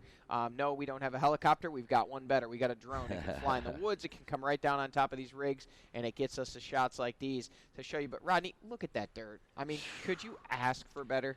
No, I have been watching this dirt develop since Thursday. I'm not going to lie, I didn't know what the weather forecast was actually going to turn out like. I know there was forecast, but I didn't know what the weather was actually going to do because it changes sometimes. But on Thursday, I would have never guessed that we would be under the conditions that we were on Friday night, and definitely not the conditions that we saw yesterday, and certainly not would have expected to see what we're seeing here today. Not just on the trail. The trail I wasn't worried about, but I'm talking about everything as far as the trail, the pits, everything involved. I mean, this place, unbelievable how much it's taken and how much it's still able to bring us. All right. Look at this. We got Caleb Russell looking over his shoulder, heading down the VP Fuels Pro Row now. And, of course, look at this. We're going to get an off-sequence fuel stop here. Ricky Russell stopping on lap 2. Caleb Russell bypassing the pits. Wow. So that might have been what he was doing, looking to see if Ricky was going to stop for him. MMI pit stop there. And, of course, get a little extra fuel. Now, got to wonder, this could play big dividends for Ricky. He may be thinking, and I don't know if it's a fuel mileage thing or whether they're thinking, let's just go ahead and pit early. And then when Caleb pits, he'll be able to maybe make the pass on him, because I think that Ricky probably feels confident enough, and they feel confident enough to think that maybe Ricky can catch back up to Caleb. But that's going to be a tall order to fill, I think, especially now that Caleb can't be seen. He might be ready to wick it up and use a few extra lines he wasn't using with Ricky right behind him. Yeah, I mean, obviously that's always the goal. I mean, Caleb has said that many times in post-race interviews. He likes he has a race strategy that includes, a lot of tricks in his repertoire of tool belt. But, realistically, when he can get out front and pull a gap, he likes to do that. If he can't, he'd rather not let those guys follow him. So he'd rather, slow down and let them lead, or kind of control the pace and then put in some sprints to try and shake those guys loose. 2 laps into this one, he wasn't able to shake Ricky Russell loose. We saw Caleb Russell slow down coming into VP Fuels Pro Row and grab a drink bottle. There is... That's Ashburn, isn't it? Yep, the 127 of Jordan Ashburn on that Babbitt's Online Monster Energy Kawasaki team. Caleb Russell now out in the finish line chicanes, coming to the finish. But, he took a look back over his shoulder when he saw that there was a rider there, and it was Ricky Russell. He took that drink bottle and then dropped the hammer. And I'm sure by now the pit boards have told him that Ricky Russell's gotten fuel, because he looks to be riding with a whole new sense of urgency. And I believe he might be trying to go ahead and pull that gap you were just talking about there, Rodney. A 31-minute lap time on lap number 1. We're down to a 29:18, so nearly 2 minutes quicker that last time around, as we are now 1 hour and 1 minute into this race. Thad Duvall now checking in through the pits. It looks like at last check we had him back in 10th place. We saw him, I think, as high up as 9th, and maybe now pushing for an 8th place position. So Thad Duvall will be interesting to see just exactly what he's been able to do and muster up here on lap number 2. Ricky Russell checking in. He's only 16 seconds back, so he lost 14 seconds on that pit stop. I think that he's capable of regaining that 14 seconds if necessary, and especially as this race wears on, and especially when Caleb Russell makes that pit stop, unless Caleb's able to stretch it out even more. I mean, that was 14 seconds at the finish line. Like we said, now that he's by himself, it might be time to let her rip. You know what, Rodney? I think we're going to need to get that stopwatch out. We're going to need to use that clock, that counter there, the race clock on the top. We're going to get that stopwatch out when we see these guys on screen. Hopefully the Racer TV crew will give us those static shots. Let us watch both riders come through. We can use a tree. Folks, you can play this game at home. You can use a tree, a banner, whatever it is for reference, and you start counting when the rider comes by. And we can pass the info along to you, but if you want to do it yourself, it's a fun little game to play. I like playing it. Yeah. There we see our third-place rider. There is Jordan Ashburn. He's checked into scoring now with 2 laps complete. Wow. And I can tell you by the lap times, Rodney, unless I'm miscalculating, we're going to be looking at a 6-lap race here. I'm thinking so. We're right around that 30-minute mark, and that would make sense, and that should put us right at 3 hours or just under if they stay in this 29-minute range or so. What we're looking at right. We got something going on in the pits here. We got the rear wheel off the 410 Phoenix Honda machine. Tyler Shepardson, if you're down there, if you're able to get us an update on exactly, it looks like they might be changing out a rear brake system. Looks like they're trying to break that master cylinder loose on the rear brake, and they are trying to remove that entire rear brake system. Those guys hard at work, those factory Honda mechanics. They've got the rear wheel ready to go back in. Andrew DeLong holding that bike. A heartbreaker for DeLong. Said he was as ready as he's ever been coming into this season and looked really good. Yeah, he did. I mean, he started out strong, a solid top 5 there at the end of lap number 1. Looked like he was riding consistently there in lap number 2 until whatever issue this was that popped up has brought him into the pits. Rear brake issues, I guess, like we're assuming right now, but we'll get the full scoop on that with Tyler Shepardson. T-Shep here in just a moment. And, yeah, I believe that's exactly what we're looking at. And they've got the other system ready to go, but they can't seem to get that other one off there. So, I mean, obviously it's a better choice to go ahead and take the extra time to get that brake system switched out than trying to ride without, I would assume, correct? Yeah, I mean, you would think, but I got to be honest with you, this switch has taken far too long. I mean, these guys, no air or no impacts, no anything like that. Definitely need to. That's something that should have been off there in about half that amount of time. Unless it's possible he showed up, they weren't prepared, maybe they didn't know. And right. In that case, definitely don't want to be hard on those guys. These are some of the best in the business. But in a situation like this, you can see Andrew actually stepping in there and taking over. It's a situation where if you have the time to be prepared ahead of time, you want to have all the tools laid out, you want to have the parts ready to go, right. and you want to be ready to just slam that thing in and slam that thing out.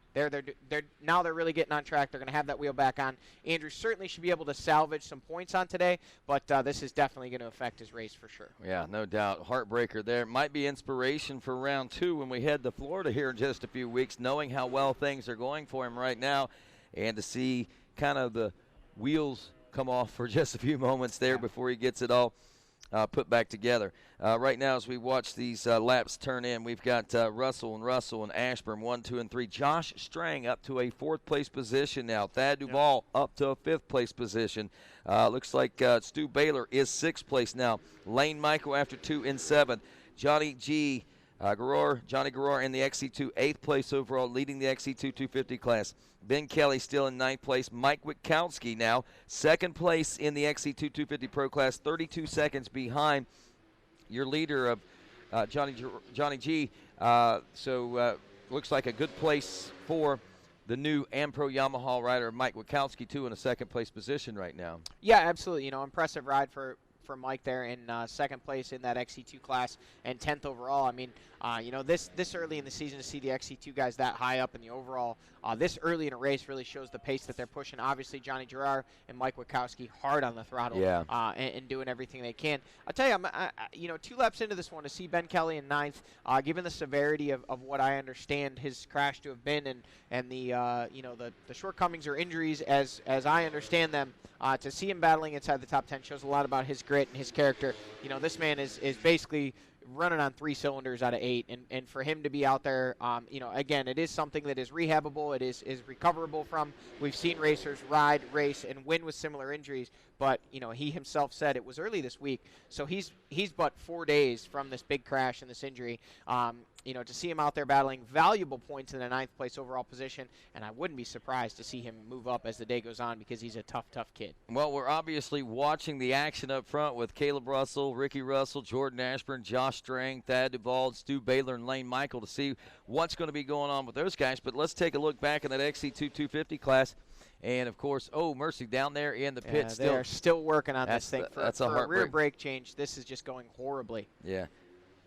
It is a 6-lap race, we're being told. So Gerard leading, Mike Witkowski in 2nd. Craig DeLong only 10 seconds back now behind Witkowski. Jonathan Johnson, who's a new rider there for the Phoenix Honda Racing Team, in 4th in that XC2 Pro-Am class. And Ryder LeBlanc rounding out the top 5. Cody Barnes, also from the Beta team, running 6th. He's just moved up from the XC3 class. Liam Draper, that Teely Energy KTM ride, the 198 in 7th. Snodgrass is running in the 8th place position. Looks like maybe some lost time there for Evan Smith as he drops back to 9th place on his Husky. And Ben Nelko in that number 10 spot, rounding out those top 10 in the XC2 250 Pro class. With that, we're going to take a quick break, and hopefully Andrew has his breaks completed by the time we get back from our break, and we'll pick the action back up here from the season opener, this BP Fuels Big Buck GNCC.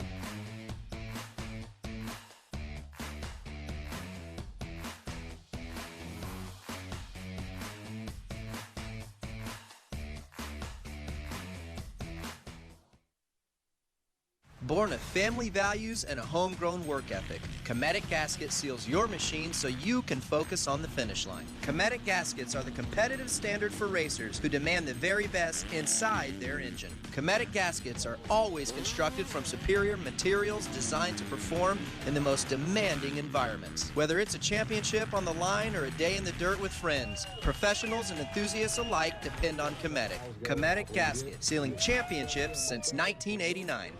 We are American Motorcyclists. We are members of the American Motorcyclist Association. Racers, fans, and crew. We come together for this sport we love, to race together, to grow together. We start young and not so young.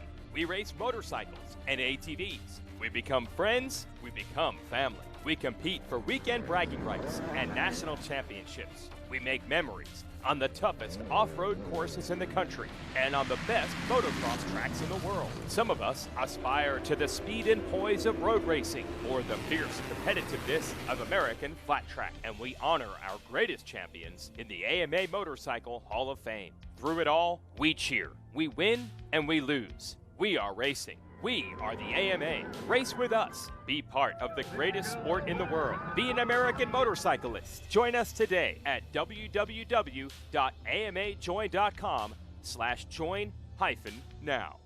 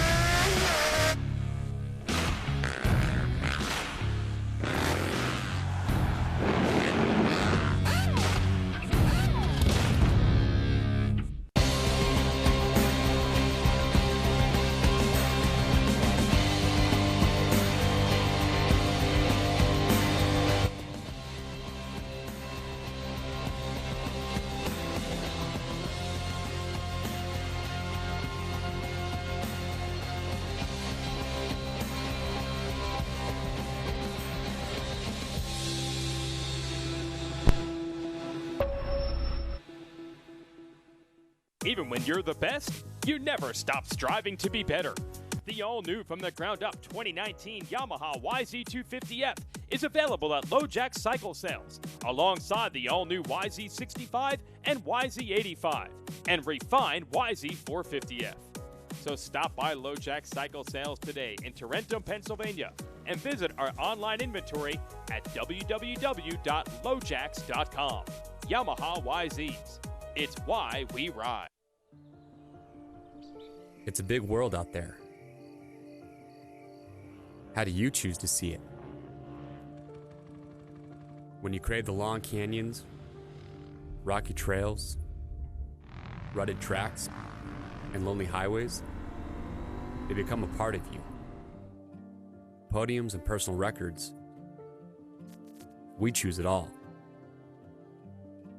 Because life is about moving and feeling. It's about being connected to the adventure.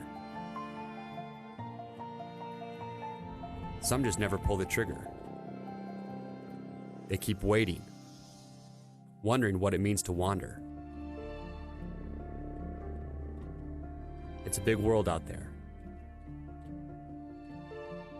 You just need to ride where you belong.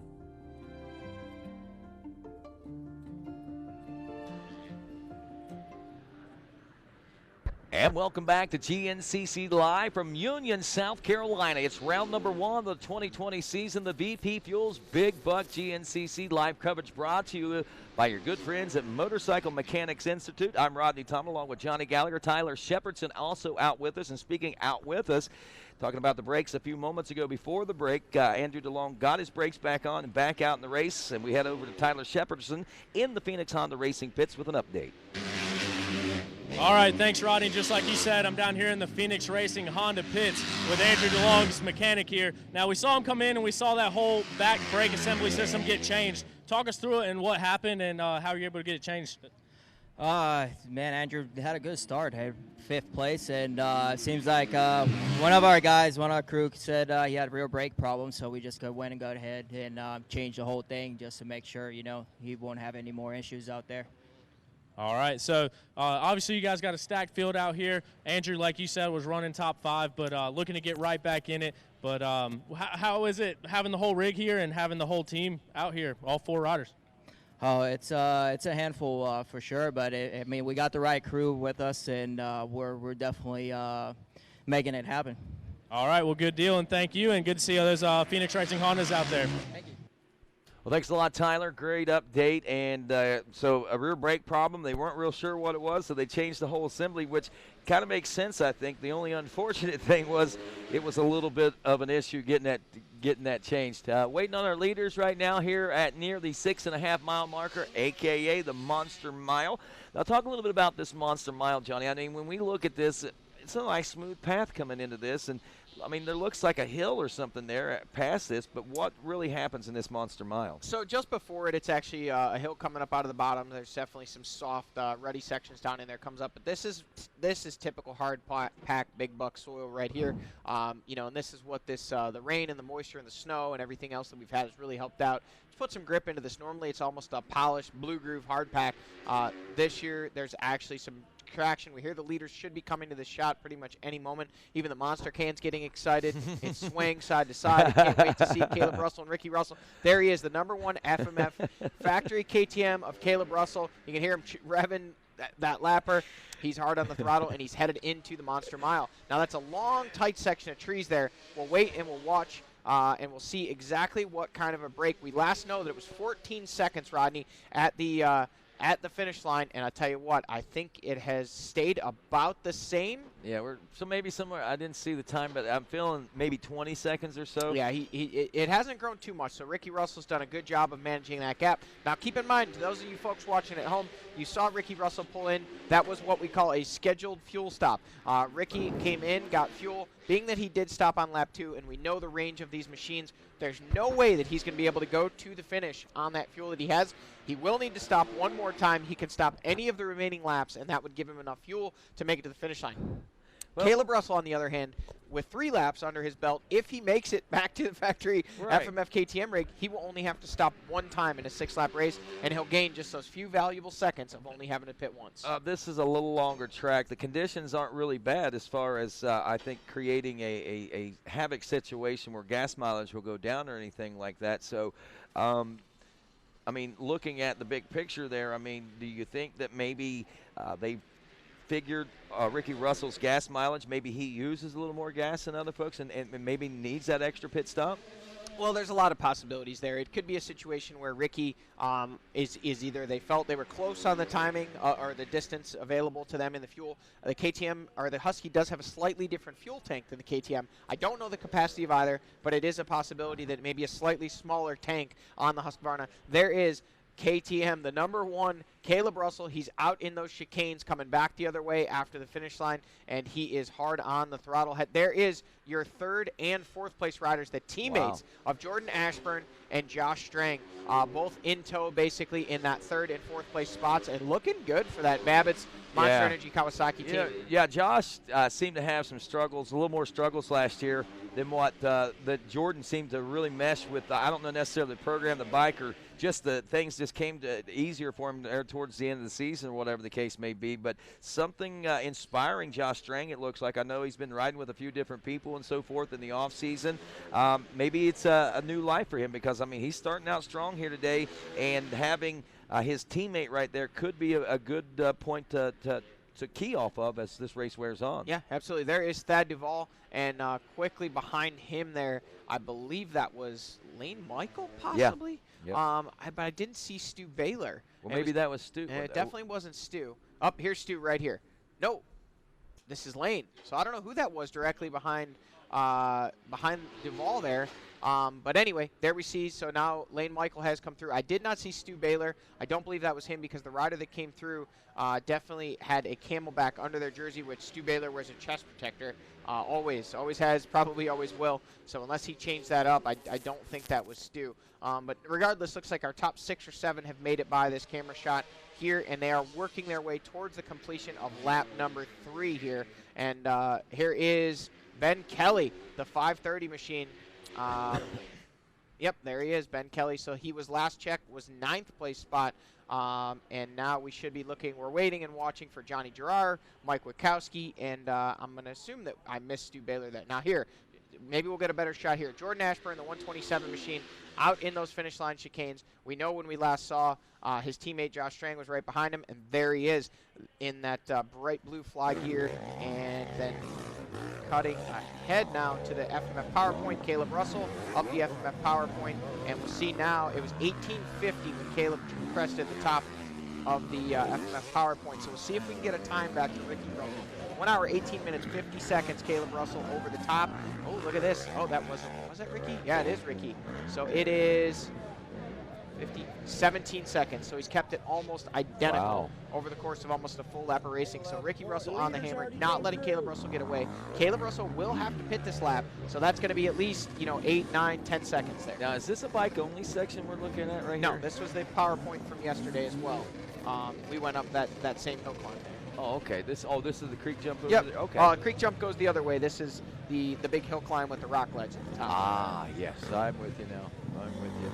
A lot of fans down there. That's the beauty of being down there, man. I mean, you got some really cool things to watch in real close vicinity there for the race fans. Yeah, they can walk literally side to side and catch quite a bit. So we'll see what we can get here as far as who are, we know our 3rd and 4th place riders are Ashburn and Strang.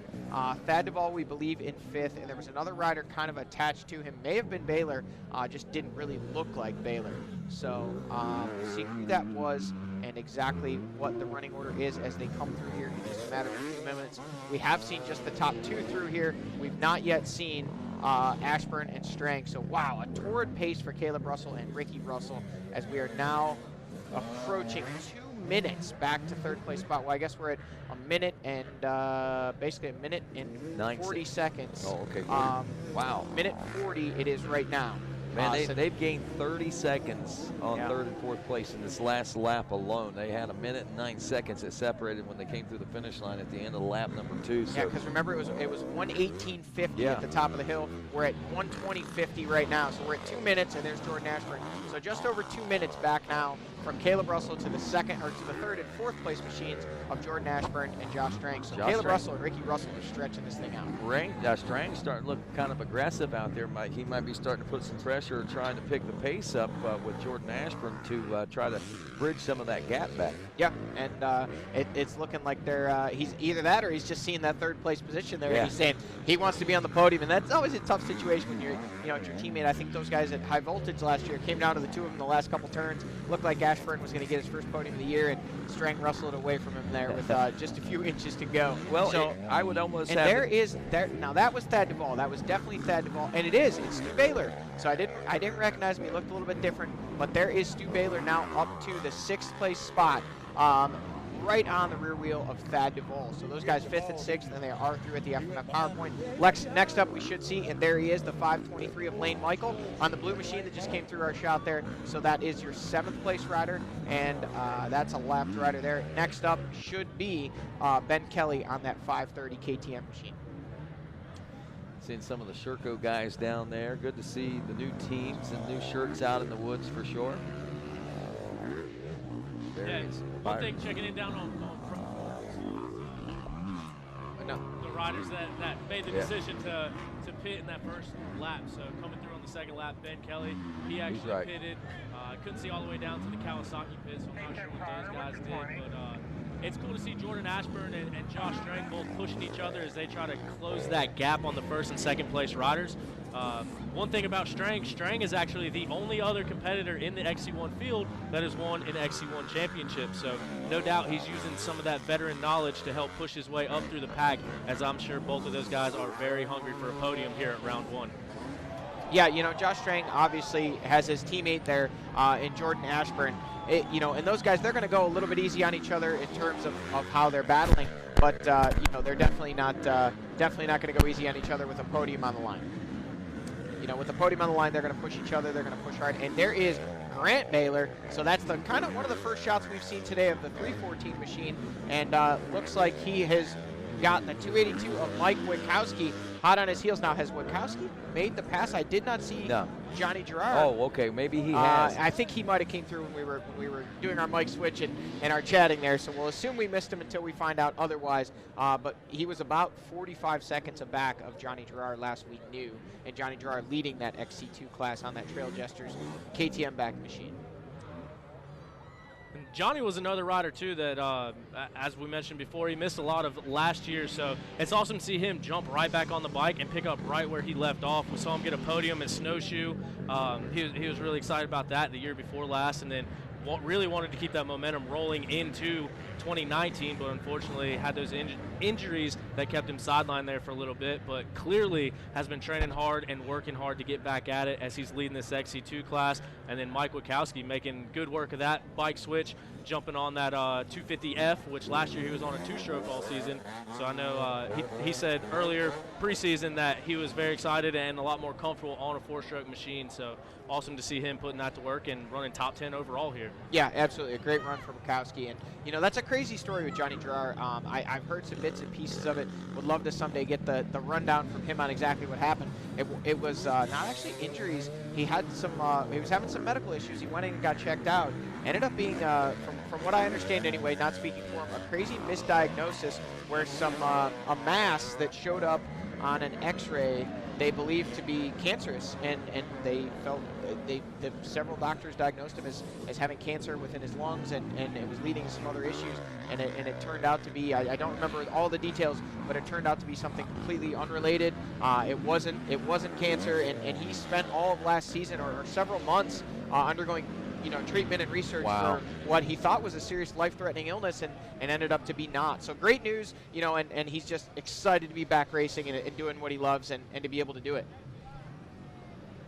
Well, as we roll through this one, we are working still, I believe, on lap number 3 here. We should be within just a couple of minutes. I know last check we were 7 minutes out, so we're probably within about 2 or so at this point as we wait patiently for the arrival of our leaders at the finish line. How far has Caleb Russell been able to stretch it out over Ricky, or has Ricky been able to match that pace and keep it pretty much where it was, or maybe even gain some ground out there? But also, I'm very interested to see what's going to be going on between Ashburn and his teammate Josh Strang there, as they've got a whale of a battle going on, and about 30 seconds back behind them was Thad Duvall, but I think that Thad may be bridging some of that gap right now also. Yeah, it seems like Thad is on the charge, and I think he's trying to get back up in there and interject himself into that battle for a podium. Thad obviously wanting to win today, but surely, starting off the season on the podium, especially being as far back as he was at one point early in the race, we saw him back in a 10th place spot at the end of lap 1. So to battle up as far as he has up to 5th, a phenomenal charge for him. But I would like to, I would think that Thad Duvall, a rider of his caliber and determination, is not done yet. But I mean, that is the murderer's row of GNCC in front of him with Strang, Ashburn, Russell. I mean, none of those guys are going to roll over for him. But Thad's got the chops to get the passes made and get the work done to get up there and battle for a podium or potentially even a win. So, but right now, Caleb Russell, Ricky Russell, 2-minute lead over 3rd place Jordan Ashburn. They are absolutely shredding. Rodney, really curious to see how this plays out with the fuel stops, because Caleb Russell is going to have to stop this lap. They do have VP Fuels Pro Row ahead of them yet before they complete this lap number 3, which will be basically the halfway mark of the race.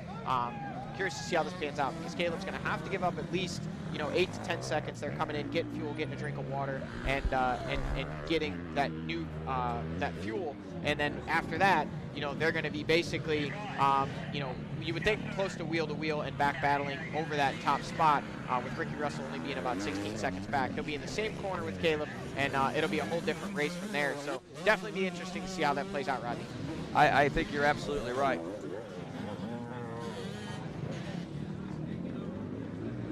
So I think we're going to send Tyler Shepardson over to VP Fuels Pro Row and get an update on that this situation where Caleb Russell is able to get out of the pits ahead of Ricky Russell, or how that plays out. Yeah, exactly. That's what I'm kind of interested in. So we're sending T-Shep over to get the bird's eye view of exactly what's going to be taking place and who's going to get by, and if anybody gets by Caleb Russell in that what we expect to be pit stop this time around when he comes through the VP Fuels Pro Row next time around. And we'll go down there for an MMI pit stop and see just exactly what transpires. Can he get in and out fast enough to keep Ricky Russell from making that pass? And when he does,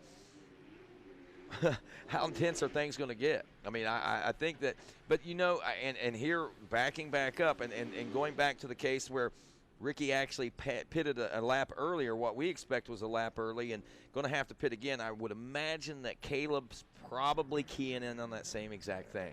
Yeah, and there he is, Caleb Russell on screen. And this section right here is on the backside of the start. Crazy how I could recognize that quickly. Yes, I did race it yesterday, but it was just a couple trees. So he has got about 2 more straightaways until we're going to see him pop out here into the KTM, FMF, Red Bull KTM team pits. And those guys are going to be ready and waiting with everything that he needs to rejuvenate both himself and that machine for the last hour and a half of battle here. 1 hour, 28 minutes, 58 seconds into this race. And this race is going to come out as close can be to 3 hours. Man, the track crew did a phenomenal job. Here he is, folks. Caleb Russell into the pits. See his wife Chandler with the water bottles, his mechanic John there with the fuel jug, team member Chuck there, another mechanic with the fuel, also giving Caleb some stuff. And what do we got for time, Rodney? We got waiting right now.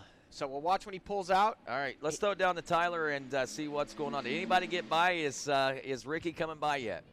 All right, so we're down here, Caleb Russell in the pits as we look at Ricky Russell going by right now. So, Ronnie, that answers your question. They were able to get Caleb Russell in and out of these factory KTM pits quick enough to still maintain what seemed like right around a 10-second lead.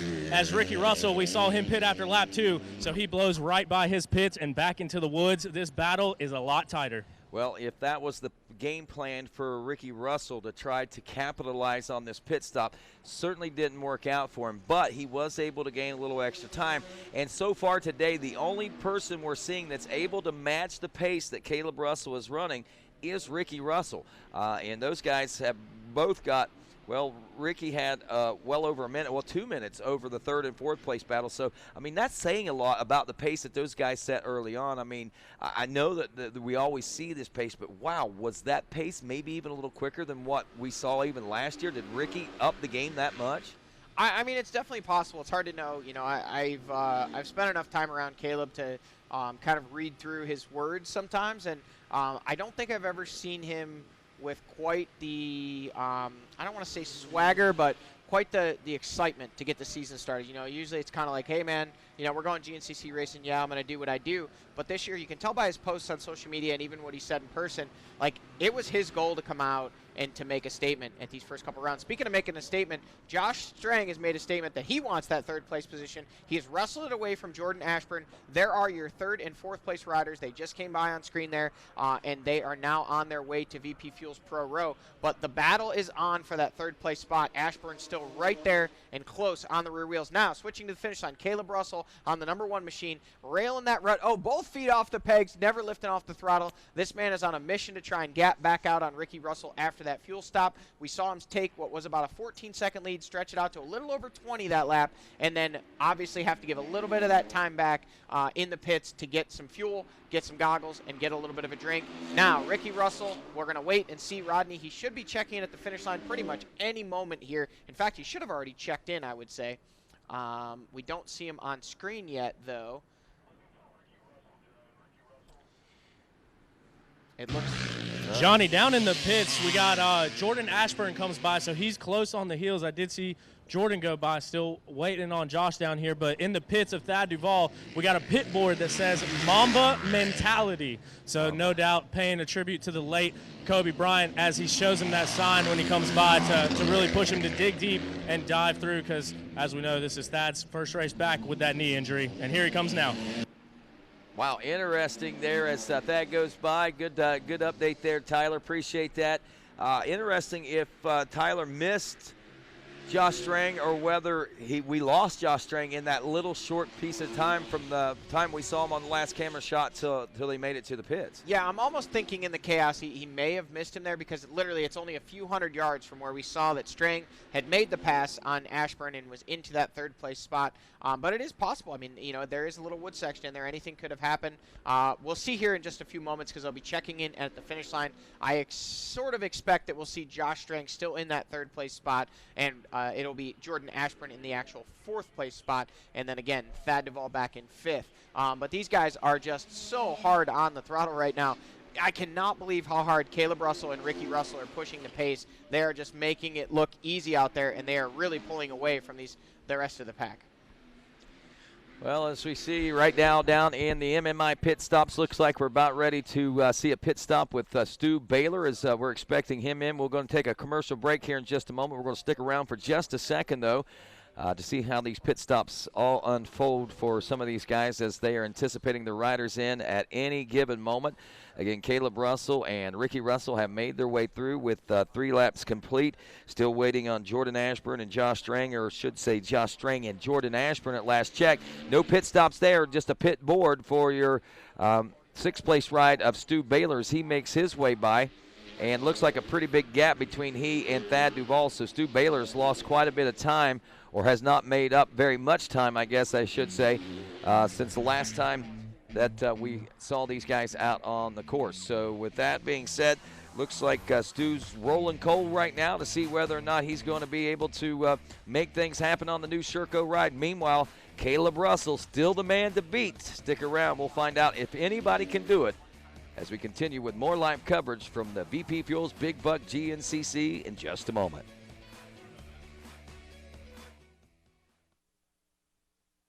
Born of family values and a homegrown work ethic, Cometic Gasket seals your machine so you can focus on the finish line. Cometic Gaskets are the competitive standard for racers who demand the very best inside their engine. Cometic Gaskets are always constructed from superior materials designed to perform in the most demanding environments. Whether it's a championship on the line or a day in the dirt with friends, professionals and enthusiasts alike depend on Cometic. Cometic Gasket, sealing championships since 1989. We are American Motorcyclists. We are members of the American Motorcyclist Association. Racers, fans, and crew. We come together for this sport we love, to race together, to grow together. We start young and not so young. We race motorcycles and ATVs. We become friends, we become family. We compete for weekend bragging rights and national championships. We make memories on the toughest off-road courses in the country and on the best motocross tracks in the world. Some of us aspire to the speed and poise of road racing or the fierce competitiveness of American flat track, and we honor our greatest champions in the AMA Motorcycle Hall of Fame. Through it all, we cheer, we win, and we lose. We are racing. We are the AMA. Race with us. Be part of the greatest sport in the world. Be an American motorcyclist. Join us today at www.amajoin.com/join-now.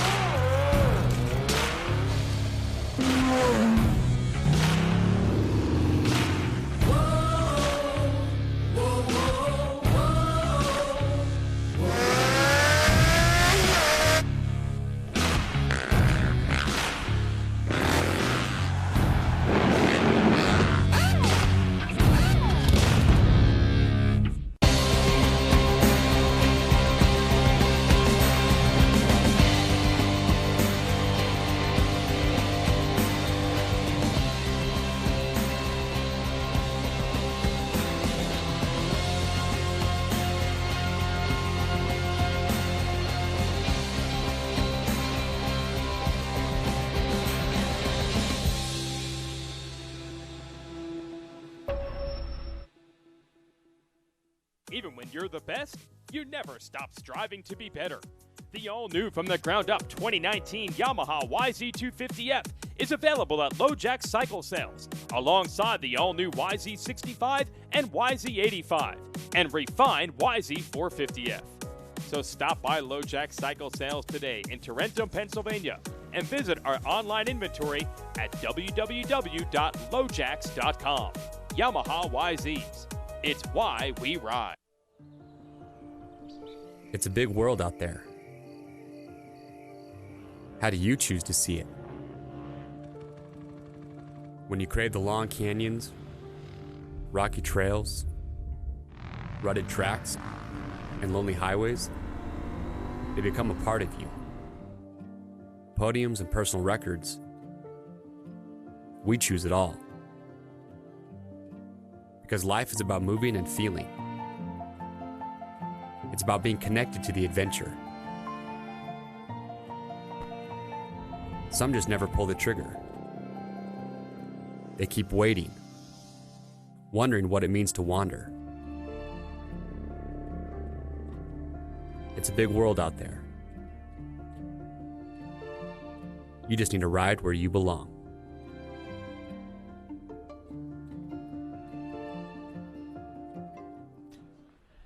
And welcome back to GNCC Live from Union, South Carolina. It's the Big Buck as we kick off 2020 here in round number 1. And, of course, as we always do during the school, we have a on-track program, I guess you could say, that or an in-school program that we take the track to the local schools and, of course, have a lot of fun while we're there, inspiring these kids to do better, and to be good people, basically, and show them a lot of different aspects of it. Becca, I believe you participated a time or two in these types of events, right? Yeah, I've gone to the schools quite a few times, and it's always awesome to see the kids get out of class for a minute and hang out with us dirt bike riders. And you guys actually kind of send a message to them at the same time, right? Yeah, we talk about anti-bullying and just how to persevere through just all the hardship that you may face. Uh-oh.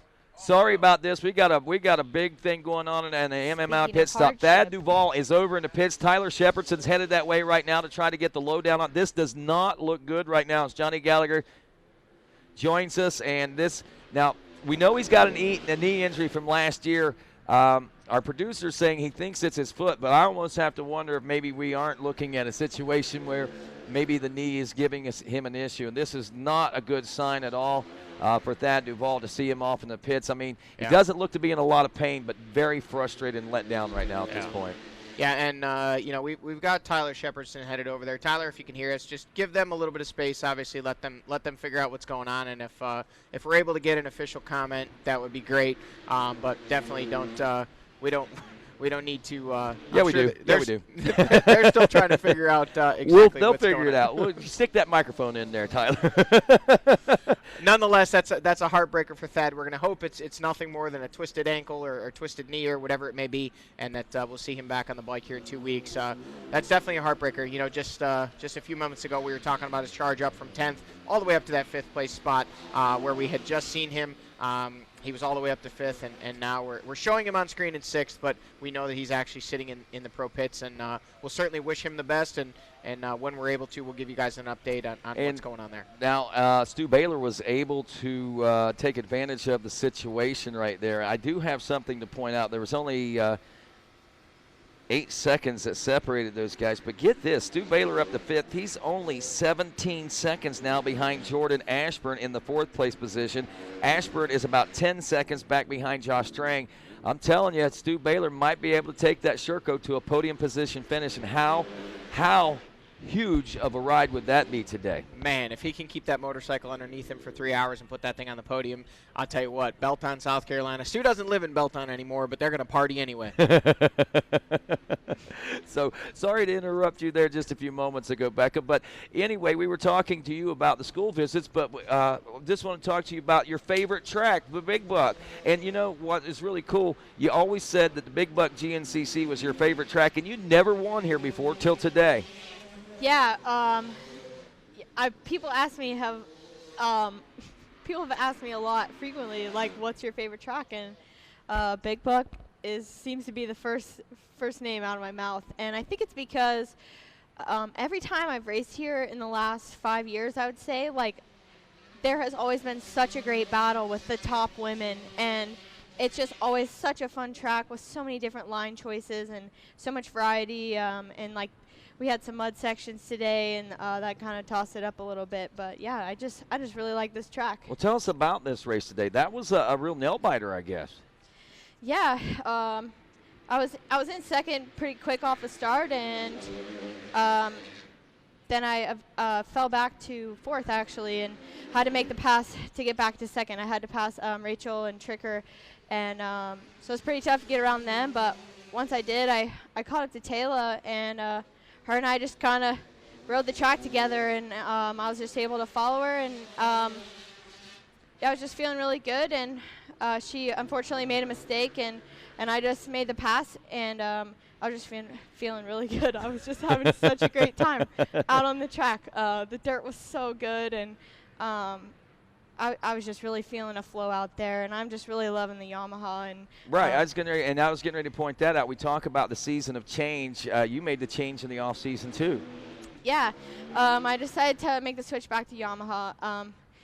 I rode Yamahas 8 years prior to switching to KTM, which I only rode for 3, and the Yamaha just feels like home to me, and with my suspension team, JDP suspension, and just Johnny and Tyler, you know, like we really have the band back together, and I think this year is going to be a really awesome year for us and for Yamaha. Awesome. That is great. Well, congratulations to you on the season opening win. You did it in style, got the overall as well as the WXC win, and just a phenomenal day of racing. Good memories for you as well. Yeah, for sure. Thank you. The women's class is going to be a really good one to watch this year. We've got a lot of fast girls, and there's going to be a lot of good racing. All righty. Well, Becca, thanks for stopping by. Good luck to you. Look forward to seeing what happens in the rest of the season, and we are looking right now on screen as we should have our leaders checking in now, Johnny Gallagher. And yeah, there he is, Caleb Russell. You know, Rodney, it's just crazy to see, you know, year in and year out how the track crew can do such a phenomenal job with this place. I mean, you know, this year we've seen the torrential rains, we saw snow on Thursday, and you know, through all of that, they're still coming back. Oh, look at this, Ricky Russell. He is closer than he was last lap. Yeah. Yes, we know that Caleb did pit for fuel there, and he gained a few seconds back, but I think Ricky might have chipped away a few seconds on his own as well. But just to see, you know, like Becca was saying, with just how this track shapes up with so many lines, with all the variety that this track has, you know, it's throwing a lot of curveballs at these guys, and these two are just, you know, you don't want to be on the Russell, be it Ricky or Caleb, bandwagon this early in the season. But, man, right now it kind of looks like these guys are on another level.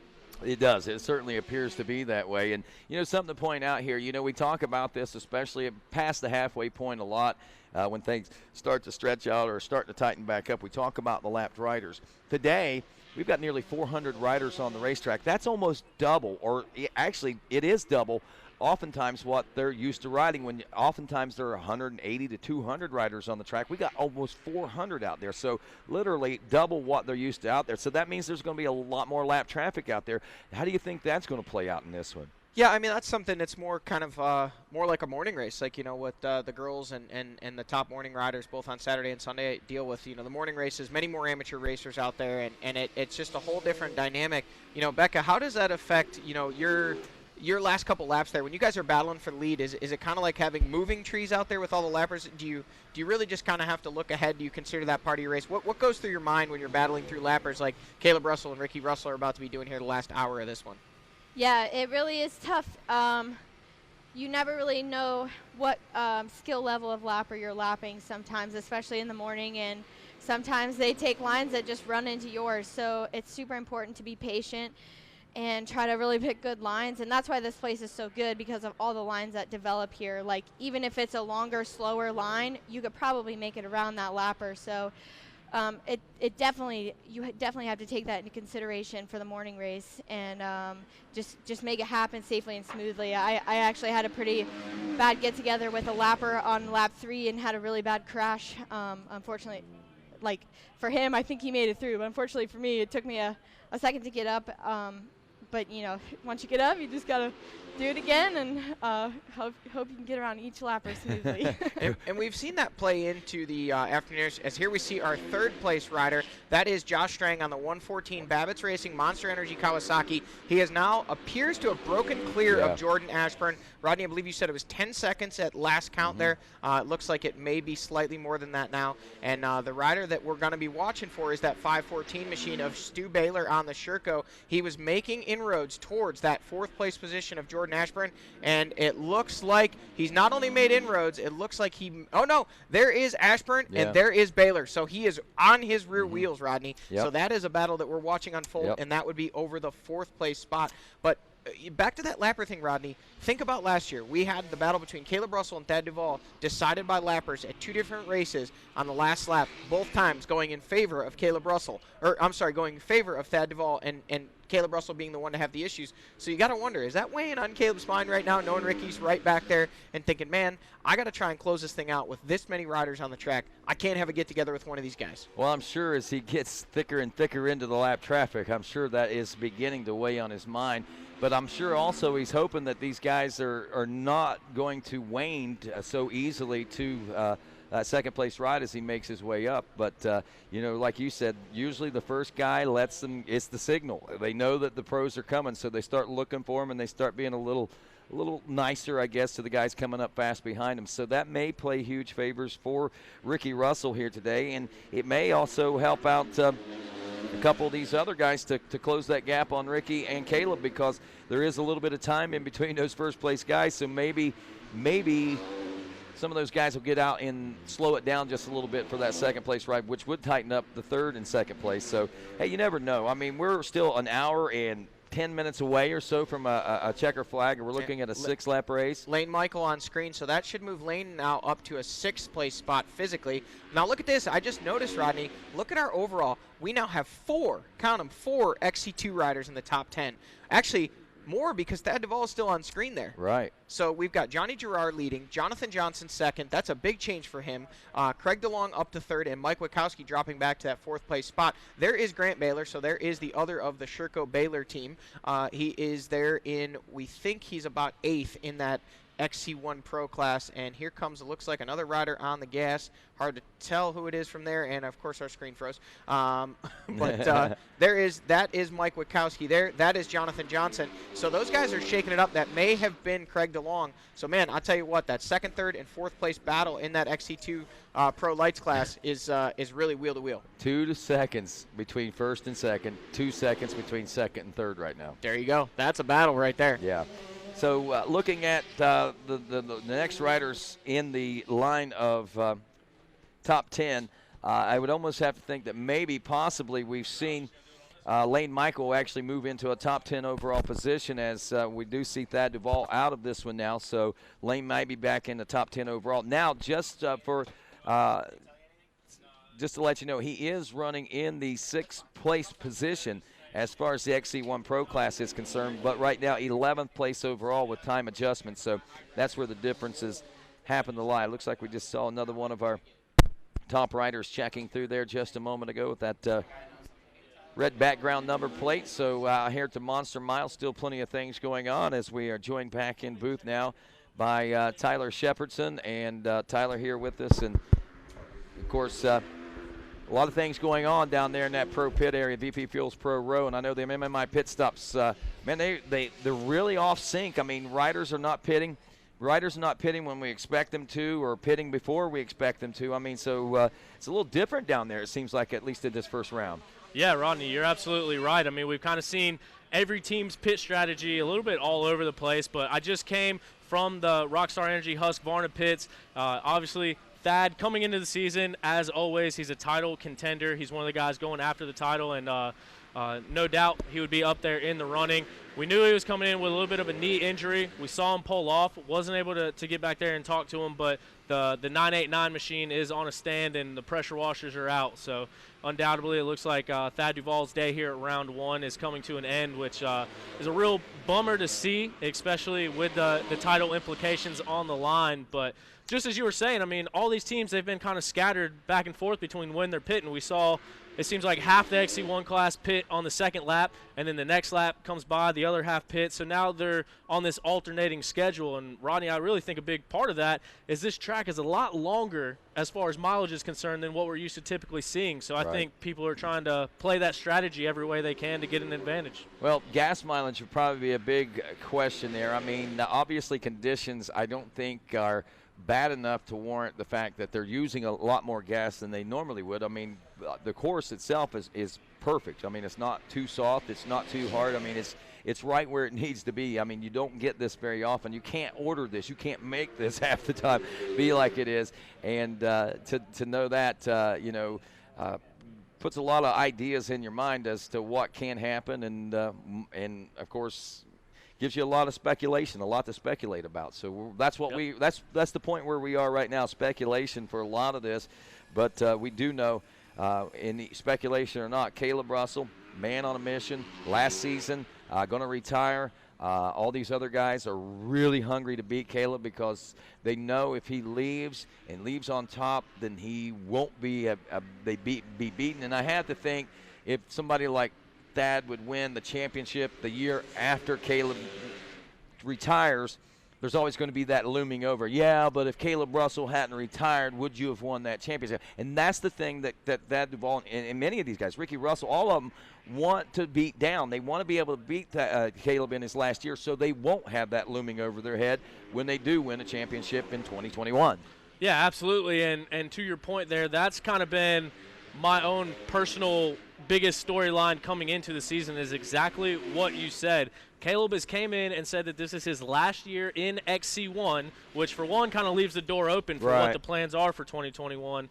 We know he's got that teammate and former GNCC or Ryan Sipes is kind of doing whatever he wants to do, so maybe that's an option there. And he likes a 125. I'm just kidding. I'm just kidding. But yeah, so I mean, coming into the season, exactly what you said, Rodney. This is every single person on that front line's last opportunity to dethrone Caleb Russell, the most winningest GNCC rider of all time, 7 straight championships, more race wins than anybody that's ever done it. And this is the last year that anybody will have a chance to dethrone him. And as we mentioned earlier, there's only one guy in this field right now that has won an XC1 championship that's not Caleb Russell, and that's Josh Strang, who we see up there in that third place position. Wow, I didn't realize that, but you're absolutely right.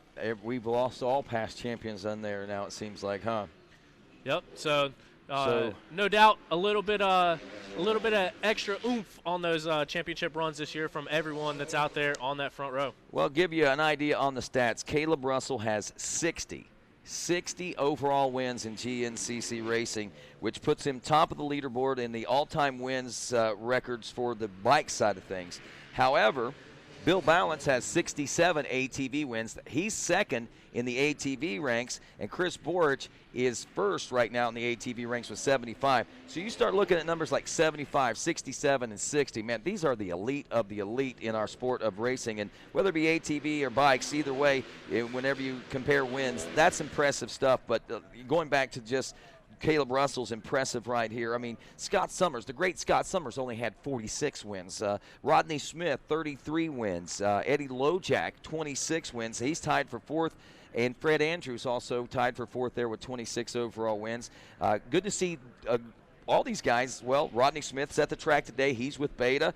You got Ed Lojak out here with Lojak's Yamaha, and he's got bicycles. He also helped some amateur riders out there, Freddie Andrews and Team Green Kawasaki. I mean, it's just some pretty cool things going on there as far as these record holders. And you have to wonder, will Caleb Russell be sticking around here? I know his son's due to start racing here pretty soon. Also, talking to the crew today, he asked me the question, why do you say 10 seconds?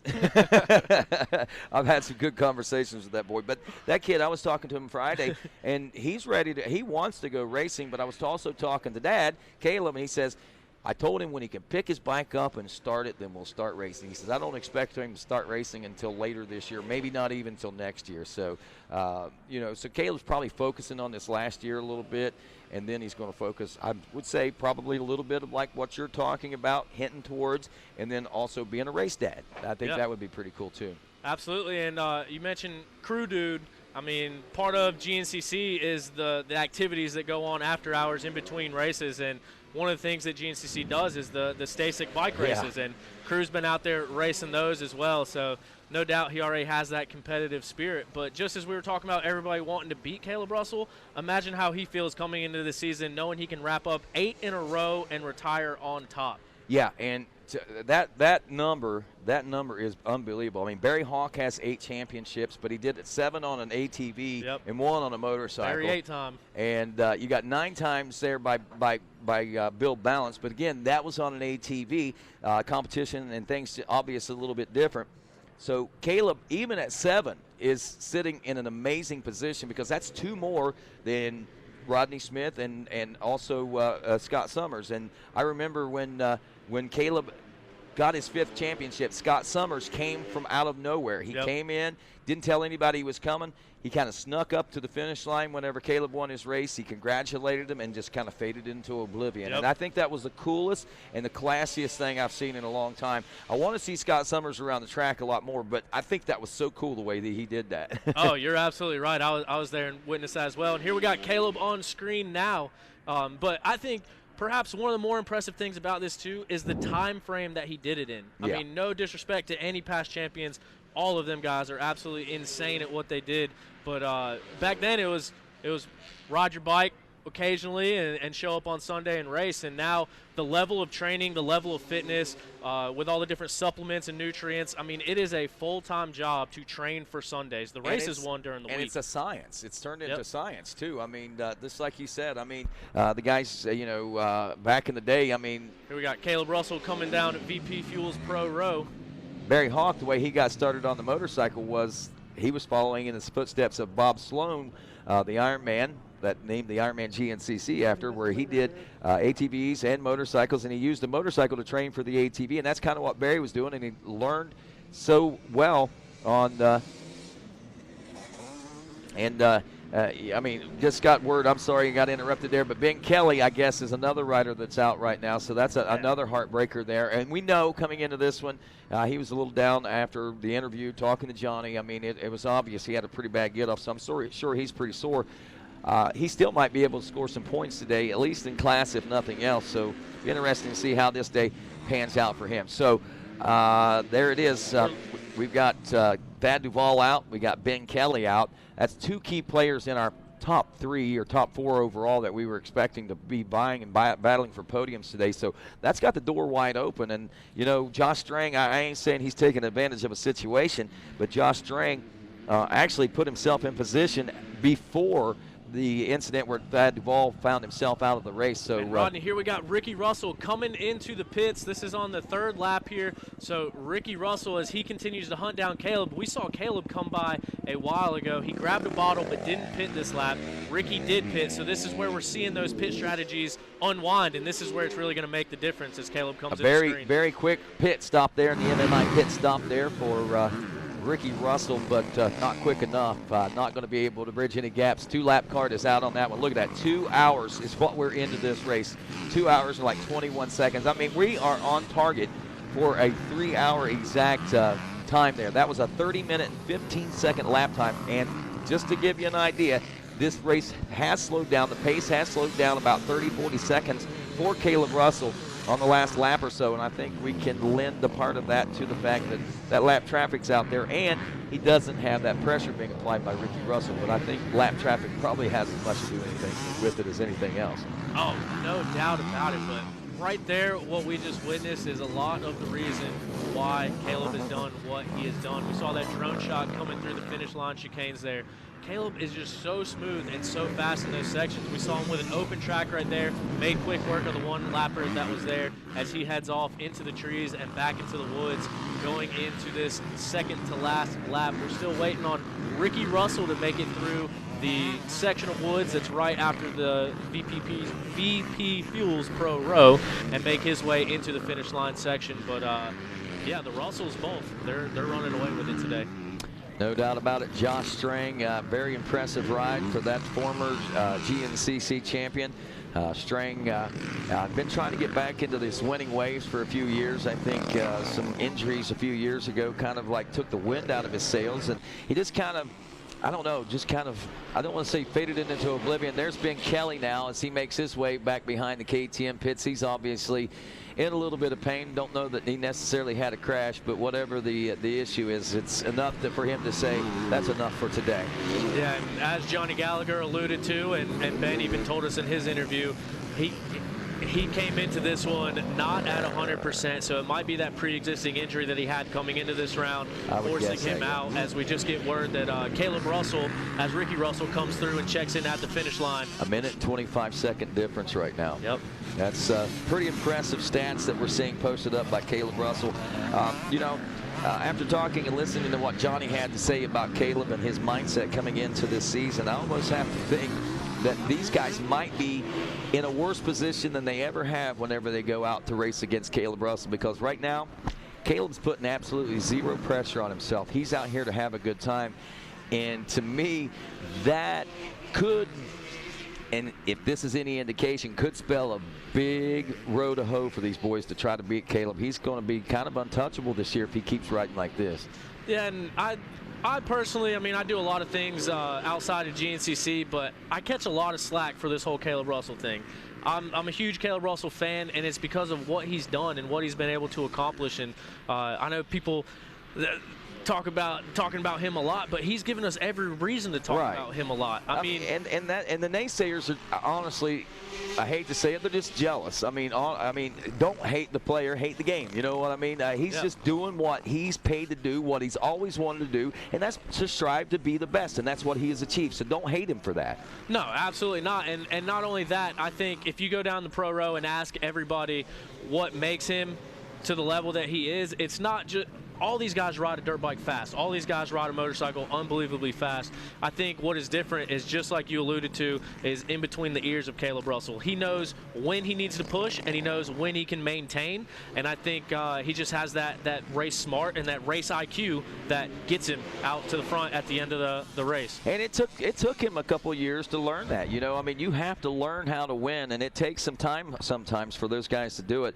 Josh Strang has checked in now. He's a minute and 45 seconds behind Ricky Russell. There is Stu Baylor now up to the 4th place position as he's gotten around Jordan Ashburn. Not sure what's going on there. 26.2 second difference there. There's Grant Baylor going through the pits there, and maybe taking an MMI pit stop for himself there. But wow, things are changing up as we head into the final hour of this race, and this is where the big changes usually take place, Tyler, as we roll into lap number 5 of 6. It's Caleb Russell, Ricky Russell, Josh Strang, Stu Baylor, and still waiting on that 5th place ride, which I think is going to be Jordan Ashburn checking in. 25 seconds now behind Stu Baylor.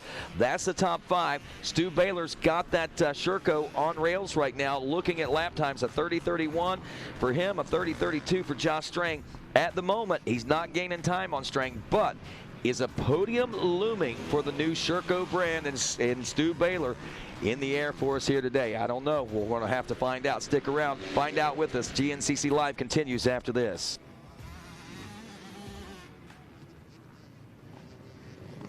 Born of family values and a homegrown work ethic, Cometic Gasket seals your machine so you can focus on the finish line. Cometic Gaskets are the competitive standard for racers who demand the very best inside their engine. Cometic Gaskets are always constructed from superior materials designed to perform in the most demanding environments. Whether it's a championship on the line or a day in the dirt with friends, professionals and enthusiasts alike depend on Cometic. Cometic Gasket, sealing championships since 1989.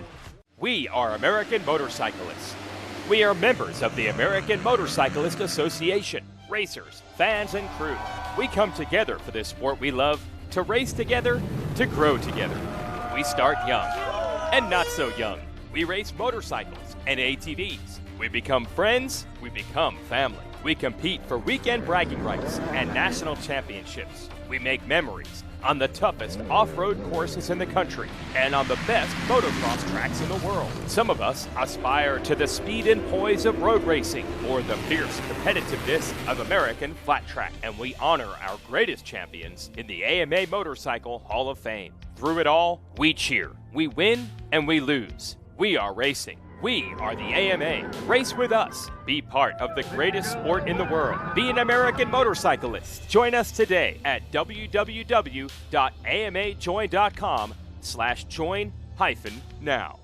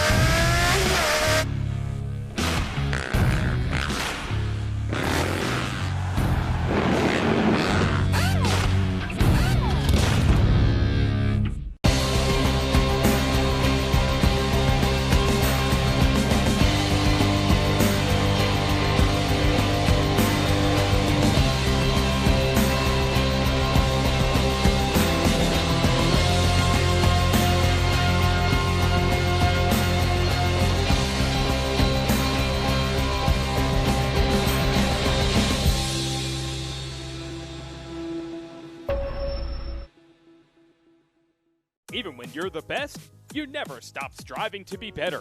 The all-new from the ground up 2019 Yamaha YZ250F is available at LoJack Cycle Sales, alongside the all-new YZ65 and YZ85, and refined YZ450F.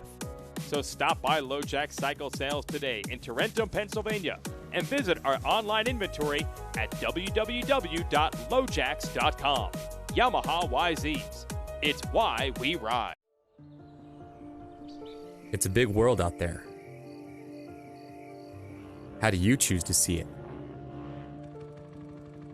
When you crave the long canyons, rocky trails, rutted tracks, and lonely highways, they become a part of you. Podiums and personal records, we choose it all. Because life is about moving and feeling. It's about being connected to the adventure. Some just never pull the trigger. They keep waiting, wondering what it means to wander. It's a big world out there. You just need to ride where you belong.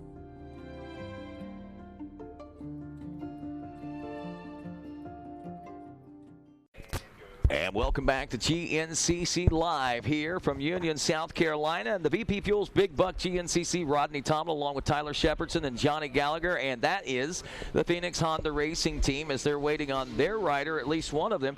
Andrew DeLong coming in a few moments ago, well, a couple laps ago, with a complete brake system change on that rear wheel. But they've got big things going on in that XC2 class right now.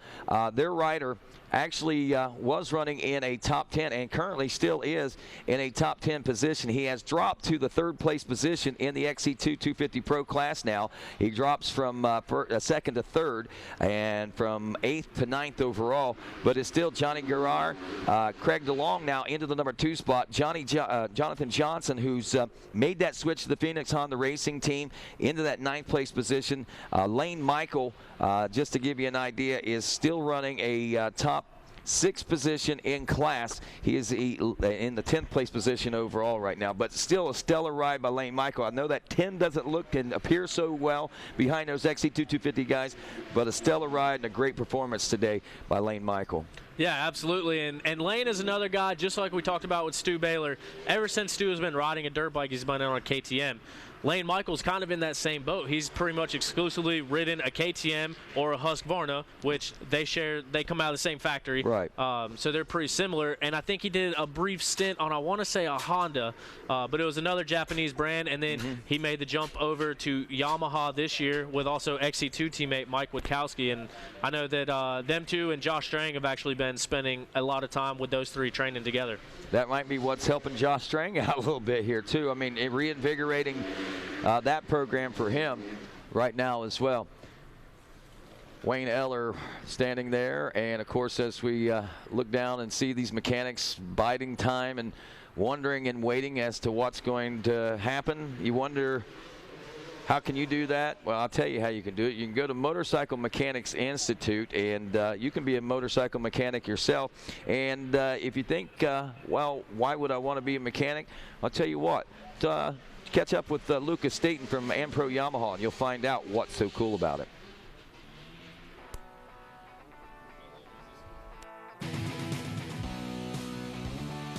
So I've raced all my life. I think I started doing GNCCs with 2008 probably, and I've been a mechanic for probably 6 years now. And I raced XC2 for the GNCC series for 3 or 4 years, and I went down with the Ampro team just to train and stuff, and then I got my foot in the door and started helping here and there, and then all of a sudden it's a full-time position, and I love it. I wouldn't want to do anything else, and you know, I've been doing it for 6 years, like I said, and I love it. I enjoy every minute of it. Like when I was racing, I always wanted to work in the industry. I never wanted to work a normal 40-hour week like digging ditches or whatever. I always wanted to do something in the industry, and luckily I found this, and I don't mind getting up every day and going to work. You know, it's pretty cool. I've been an XC1 mechanic for really the past 5 years. I was with Ricky Russell last year. I was with him for 3 years, and this is the first time I've actually worked on an XC2 guy, and you know, it's pretty much the same. It's a smaller placement engine, and you know, this will be my first race, so I haven't had an XC2 race yet, but I hope it'll be the same, and I think it'll still be good. My name is Lucas Staten. I work for the Ampro Yamaha team, and this year I'm mechanicing for Mike Witkowski in the XC2 class.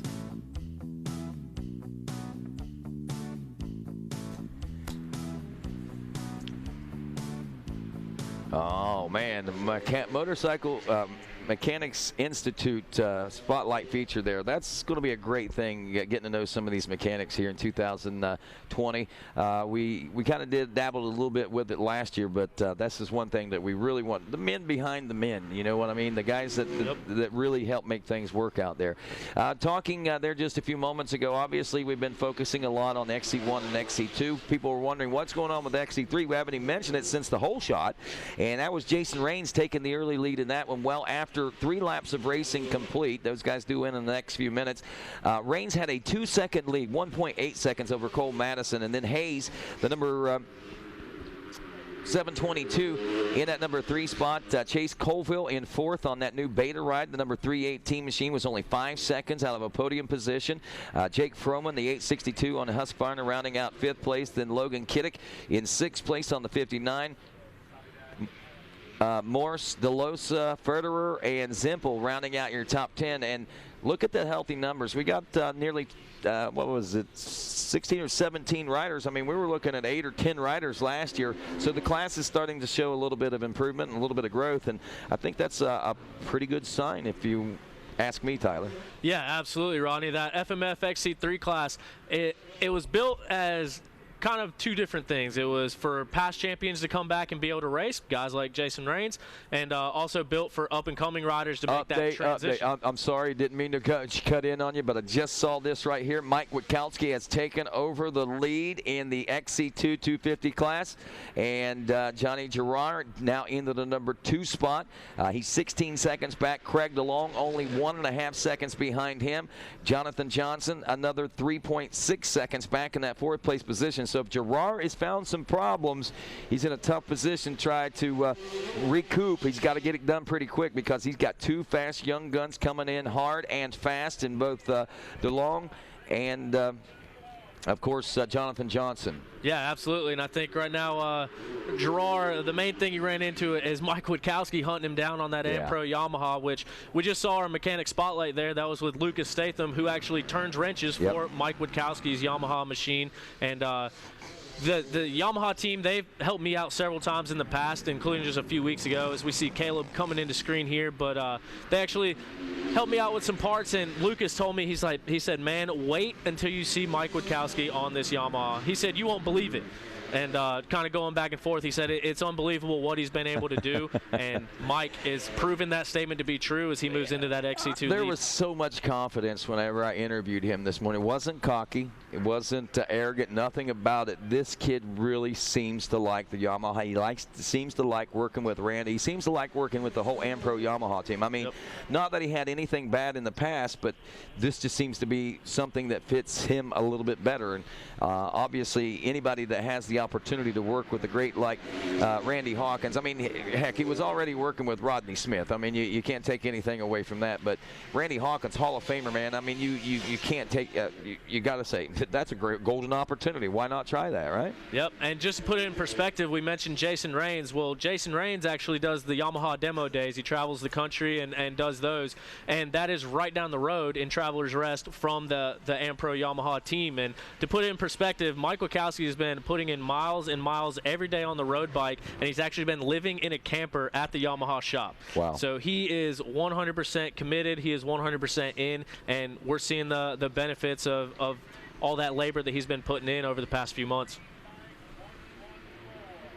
All righty, got plenty of things going on out here. Let's see, trying to check back with some of these other classes. Caleb Russell due in about 10 minutes or so for a white flag. Ricky Russell now 1 minute and 25 seconds behind. How quickly that changed.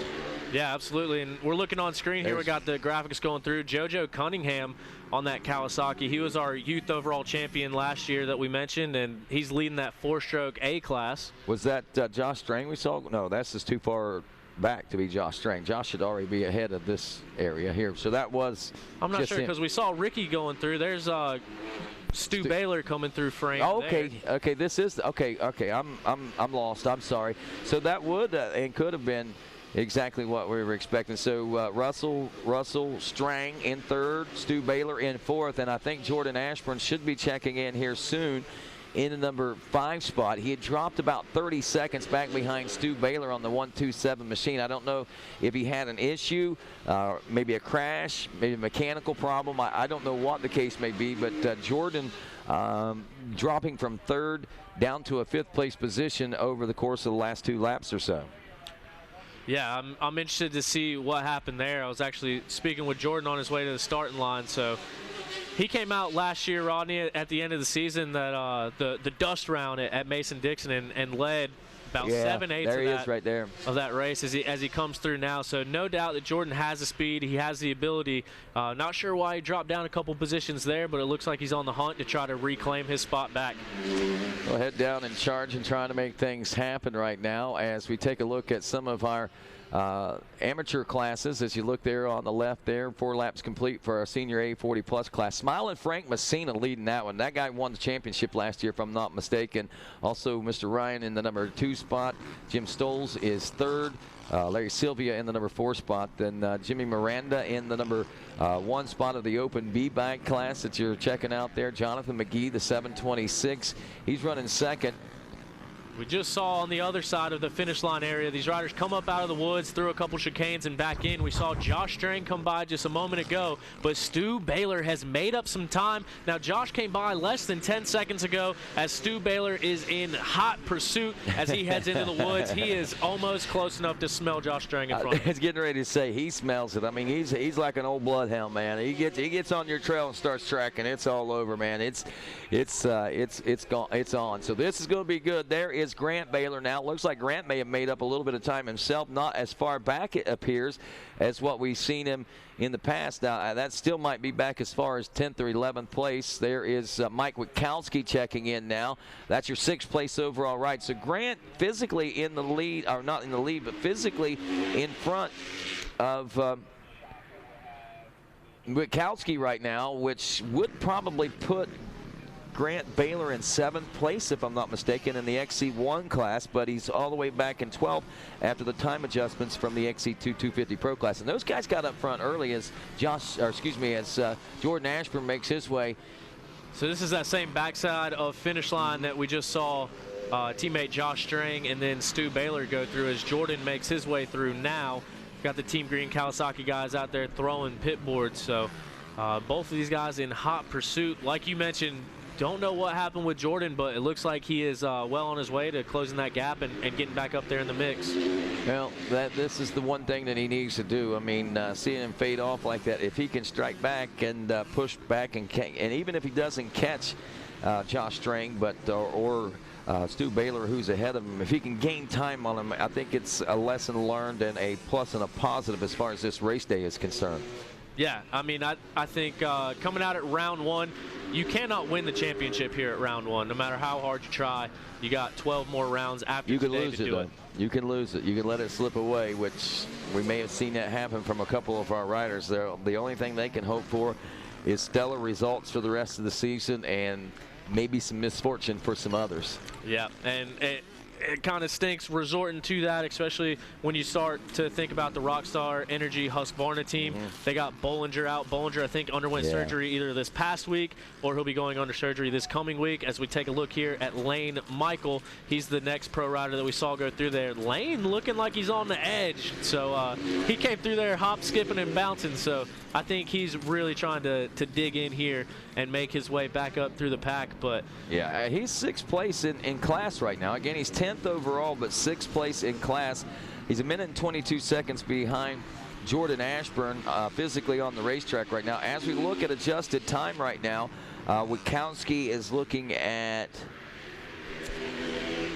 2 hours and 5 minutes and 38 seconds whenever he checked in, and Lane Michael looking at 2 hours and 6 minutes and 13 seconds. So really, well, 38, that's about a 36 second, 32 second difference, 35 or so seconds difference. In quick math, I could figure it out if I stopped long enough, but nonetheless, plus 30 seconds anyway. Somewhere around there. Somewhere around there. So that's not too much to make up for Lane Michael, especially if he finds a little breath of fresh air here late in the race. And one thing I know, and Mike Witkowski's been an amazing trainer as well, and it's going to come down to fitness, I think, in this last lap and a half, lap and a quarter, whatever's left here.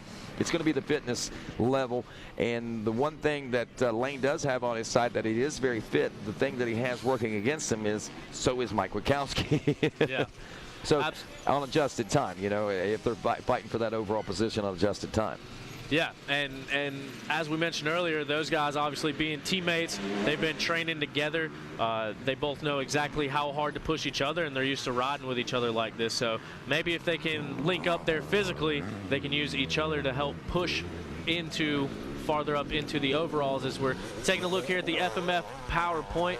Can't quite see the number plates there. I think that's one of our amateur riders heading up. I was looking at the 258 bike class on the left side there. When we look at the leaderboard, we see that Jonathan Johnson's little brother, Brody Johnson, also riding for the Phoenix Honda team, leading in the 258 class. So Phoenix boys are doing pretty good today. Haven't heard a lot about Heath Harrison yet, though. As we just looked there, Mike Witkowski and Lane Michael just going up the hill wheel to wheel. So we were kind of just alluding to that a second ago. They have linked up together there, and no doubt they're going to be pushing each other. We saw Grant Baylor make his way up the hill just before that.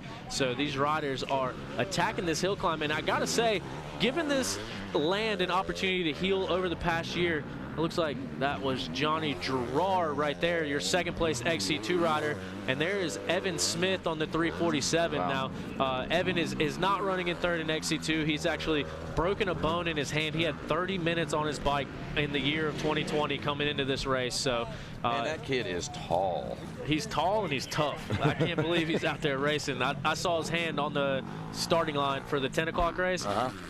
Man, I couldn't pick up a drink, let alone go out there and race a motorcycle for 3 hours. So that's determination right there. That's hunger, desire, will. I mean, and that's the love of what you do. Yep, and Evan, I think, is one of those guys that was in the mix for this XC2 title. I mean, it's kind of been a dominant run in that XC2 class. We saw Trevor Bollinger win it in 2016. 2017, it was Josh Toth coming out of nowhere and taking the win there. And then, obviously, we saw Ben Kelly win 2 in a row. Last year, one of the most dominant XC2 seasons we've ever seen. And so it's kind of always been a clear-cut front-runner in recent years. And now I think that XC2 class is wide open. I think you got guys like Johnny Gerard, Mike Witkowski, Craig DeLong, Jonathan Johnson, and I think Evan Smith, as well as Liam Draper, who we haven't heard much from up today. I think between those guys, every weekend we're going to be saying every single one of those guys' names because you don't know who's going to win. I think you're right. Another name I think we ought to throw in there as the season wears on is, of course, Jesse Ansley. Yep. Jesse Ansley's going to be one to keep an eye on throughout the course of this year. We already mentioned Evan Smith, but Cody Barnes. Cody Barnes coming up from the XC3 class. He's riding on a beta. I think he's going to be one to watch as well. Yeah, absolutely. I don't know how I forgot about Cody. I was talking to him earlier. He said, man, I'm excited. He couldn't wait to get out on that track. But, yeah, just as you said, he was in that XC3 class. Jesse Ansley, kind of the same situation in XC3. He's won the last two, and now he moves up into XC2, leaving that XC3 class kind of open. But Jesse, he won the youth overall, and then he won a couple 200A championships, and now he's been racing XC3. So he's pretty much spent all of his career on a two-stroke. So now he's on that four-stroke KTM, and he's moving into that XC2 class, and I think it's only a matter of time before he really figures that bike out, and before he's up there, whoa, as we got a Kawasaki rider trying to take the short line across the creek, bouncing up and over. I can't see the numbers on his bike. That's an amateur rider. I don't see the numbers either. It looks green. I'm thinking that might be Snodgrass. 178. I'll double check here. I think that could be, yeah, that was Lyndon Snodgrass. So Lyndon Snodgrass just got the call, Rodney, a couple weeks before the season started to come over from Australia and get a ride with this Team Green Kawasaki team. He's been staying with fellow Aussie Josh Strang. So coming out here, and so far he is lighting the world of off-road up on fire. I mean, it's been insane what Lyndon has come out here and do, and this is his first test at the 3-hour, and that creek got him. Well, just to give you an idea, to mention the names, we talked about the names in the XC2 class that we expect to see as Caleb Russell makes his way now through another section. We're near the end of another lap of racing, but Witkowski, Gerard, DeLong, Jonathan Johnson, Lyndon Snodgrass in 5th, Cody Barnes in 6th, Liam Draper in 7th, Ryder LeBlanc in 8th, Evan Smith in 9th, and looks like Devlin in the number 10 spot. Jesse Ansley, by the way, 12th place in this XC2 250 class. I'm sure he and many others might have expected more out of him, but like you said, switching from a two-stroke from his whole career into it now onto a four-stroke, a little bit of adjustment that he's going to have to make under race pace, I think. Yep, and Caleb Russell heading down here, down VP Fuels Pro Row. He had a pit board. I couldn't quite see what it said on it, but Jesse Ansley, he's native to Florida, so he's been down there riding in the sand, as have a lot of these riders, but our next stop is going to be in the sands of Florida, and I think that's when we're going to see Jesse Ansley have his first kind of breakout in that XC2 class, but trying to figure out the bike here, and obviously been riding a little bit different soil. Could play a role in it, but no doubt, like I said, once he gets more comfortable with the changes, I think he'll be running up front there as well. As we're sitting here looking back at this shot, waiting for Ricky Russell to come into frame. I think he'll be the next rider that we see here on our Racer TV broadcast. I'm watching right now, trying to sort this out. Is Stu Baylor going to make a podium position? I know right now that Josh Strang is riding the ride that he's been dreaming of riding for quite some time. I mean, this is one, I mean, we've seen Josh, I think, on the podium late last year, like you said, but this is one of the more consistent, stronger rides I think I've seen out of Josh in quite some time. Not that we haven't seen strong rides out of him before, but they just haven't been consistent enough to keep him in a great position throughout the entire race, like what we're witnessing here today in the opening round. Yeah, and I think a big part of that, too, is Josh, I mean, coming off not this past year, but the year previous, an Australian ISDE World Championship. He was part of that gold medal team down there, and he's no doubt got the sprint speeds. And I think between a few of the injuries he's been battling and then also changing over to that Kawasaki, as we mentioned, Kawasaki coming back into off-road, it's been Jordan Ashburn and Josh Strang. So I think between time off the bike and getting used to everything changing, I think Josh is finally now putting it all together as we see Ricky Russell coming down pit row here.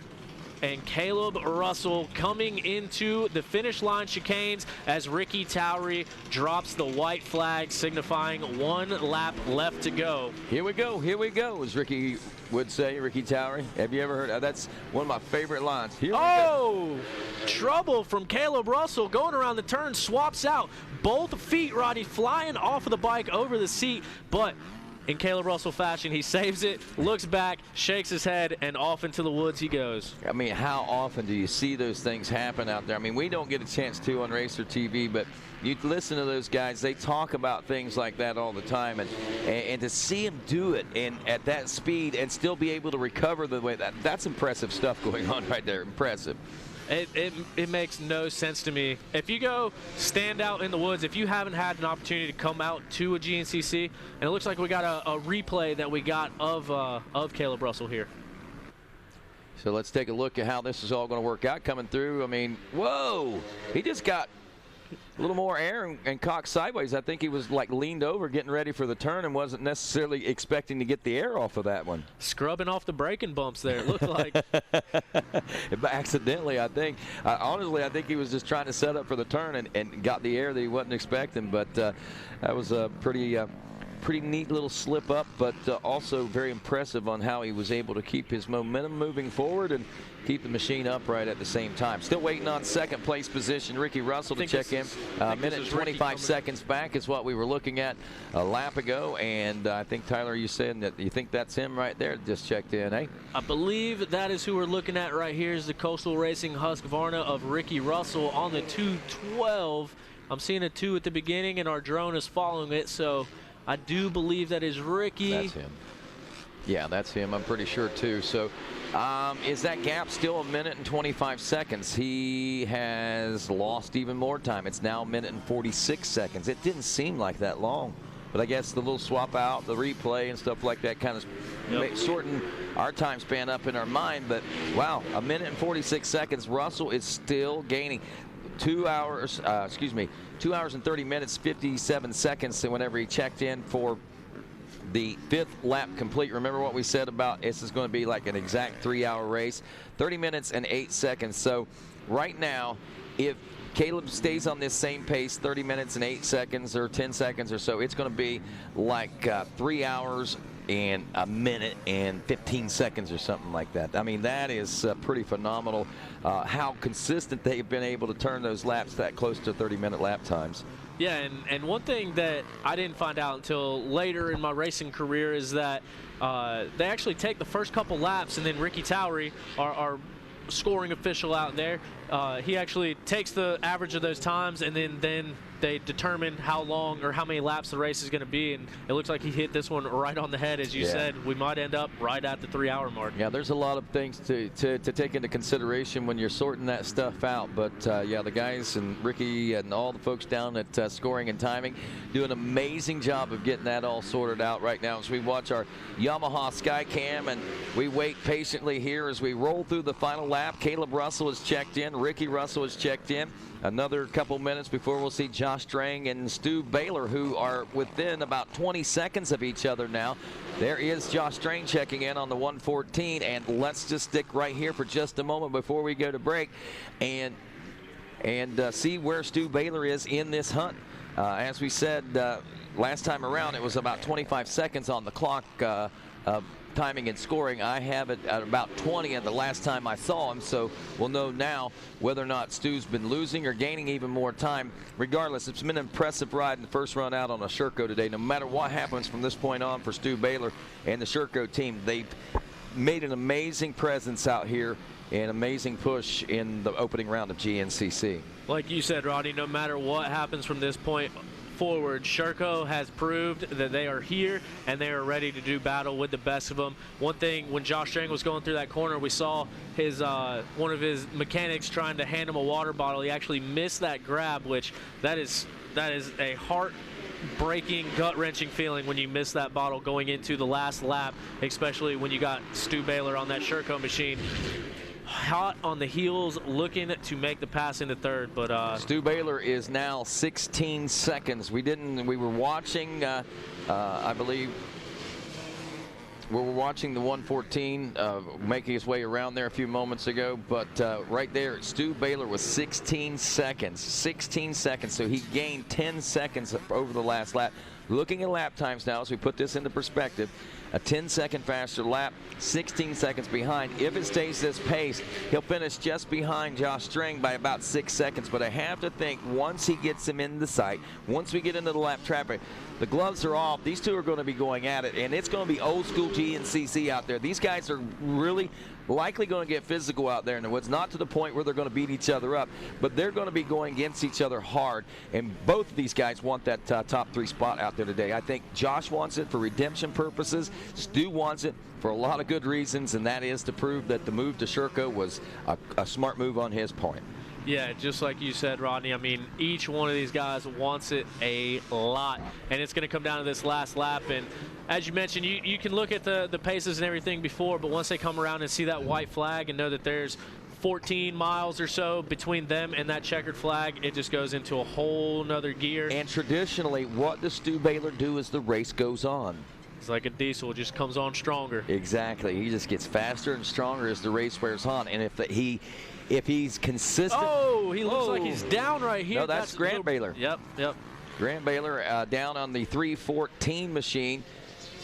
Grant seems to be riding strong as well. Not as strong as I'm sure he would like to, but nonetheless, still keeping a solid top 10 position out there in the XC1 Pro class, and that's saying a lot for both these Shercos out there. A brand new machine, unproven in the XC1 class. I'm not going to say they're unproven in GNCC. Like I said, they do have some championships in some amateur classes. Yep. So we know that they know how to go in the woods, but they've never had the Baylor boys on them. So they're proven to hold up, man. I think we may have a pretty bulletproof machine out of these Sherco machines after all. Yep, absolutely. And I mean, just looking down Pro Row, it was just a few years ago when there was only 2 and sometimes 3 factory haulers on Pro Row. Looking at it now, we got Honda bringing in a factory effort. We got Kawasaki bringing in a factory effort. Sherco bringing in a factory effort.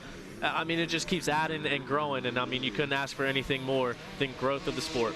Caleb Russell, Ricky Russell, Josh Strang, Stu Baylor, Jordan Ashburn, your top 5. Back in the number 6 spot overall is Mike Witkowski, leading the XC2 250 Pro class. Will he be able to break the top 5 himself today? What's going to happen in that battle for 3rd? Stick around to find out. GNCC Live continues after this.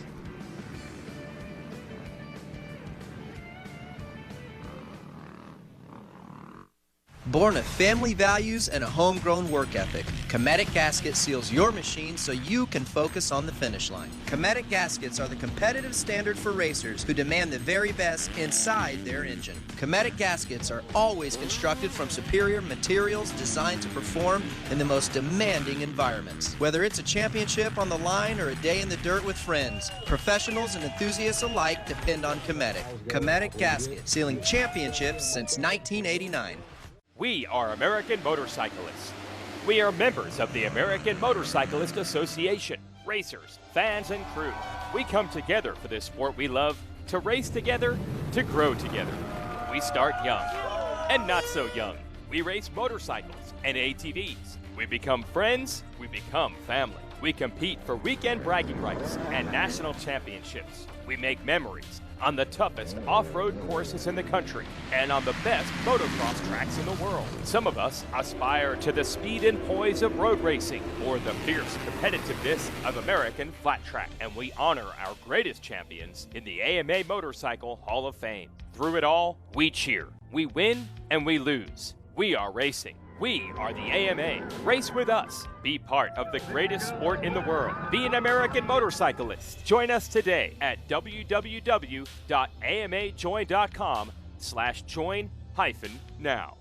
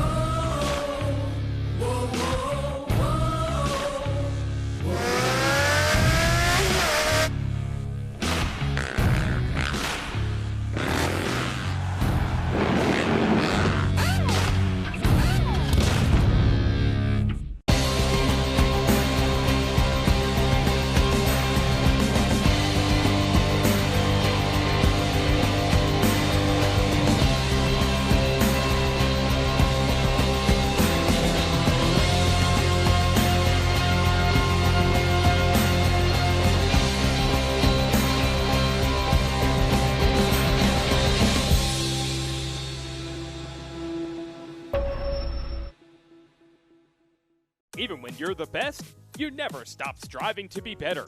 The all-new from the ground up 2019 Yamaha YZ250F is available at LoJack Cycle Sales, alongside the all-new YZ65 and YZ85, and refined YZ450F. So stop by LoJack Cycle Sales today in Tarentum, Pennsylvania, and visit our online inventory at www.lojacks.com. Yamaha YZs. It's why we ride. It's a big world out there. How do you choose to see it? When you crave the long canyons, rocky trails, rutted tracks, and lonely highways, they become a part of you. Podiums and personal records, we choose it all. Because life is about moving and feeling. It's about being connected to the adventure. Some just never pull the trigger. They keep waiting, wondering what it means to wander. It's a big world out there. You just need to ride where you belong.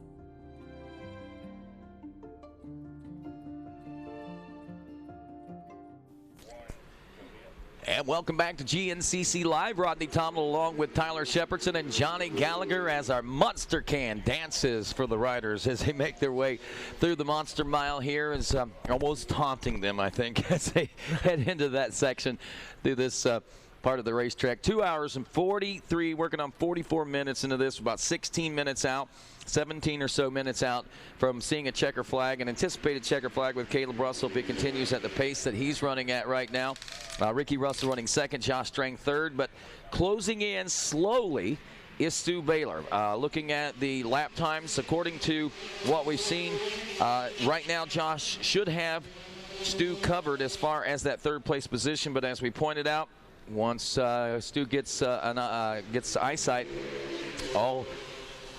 all bets are off at that point, and Stu's going to definitely dig deep, so we'll see whether or not that's going to be the case. Jordan Ashburn still back at 5th, Mike Witkowski 6th, Grant Baylor is 7th overall, Lane Michaels up to 8th overall now, and that makes him 7th in class still. So we've seen some pretty good transitions there, it looks like, for Lane Michaels. He was able to move back up into a top 10 position there here late in the race, and hopefully he'll be able to take that and not be bumped out of it by Johnny Gerard or Craig DeLong there. I know that still waiting on them to update on my score system here.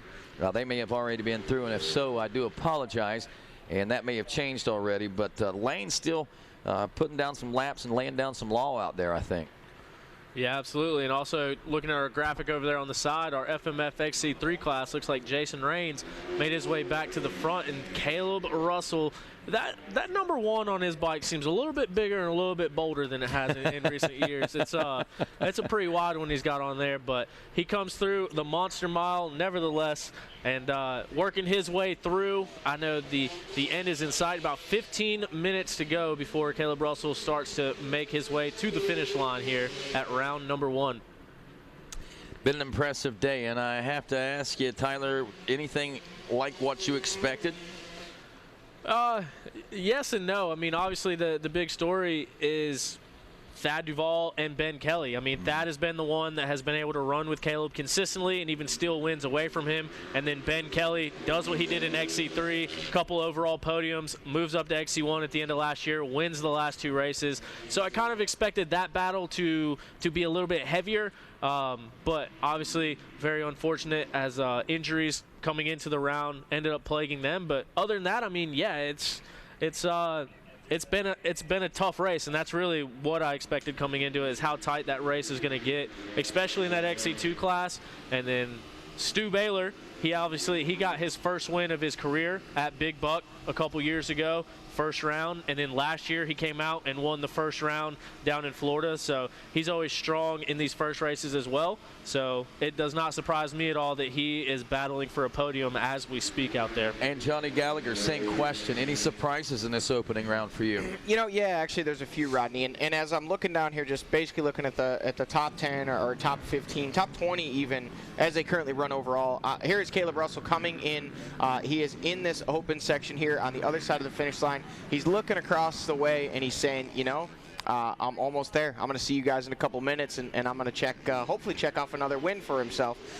We're back here to the Monster Mile. We're waiting and watching, but just running down the list right through the top 20, Caleb Russell surprises me. Doesn't surprise me he's leading. Doesn't surprise me that he has the potential to obviously win this race. There's Ricky Russell on screen, the 212 Coastal Racing Husqvarna rider. There's a surprise right there. Right. To me, believe me, by no means am I saying that I didn't think Ricky Russell was capable of winning races, of podiuming. I mean, I knew that, but new team, new bike, switch.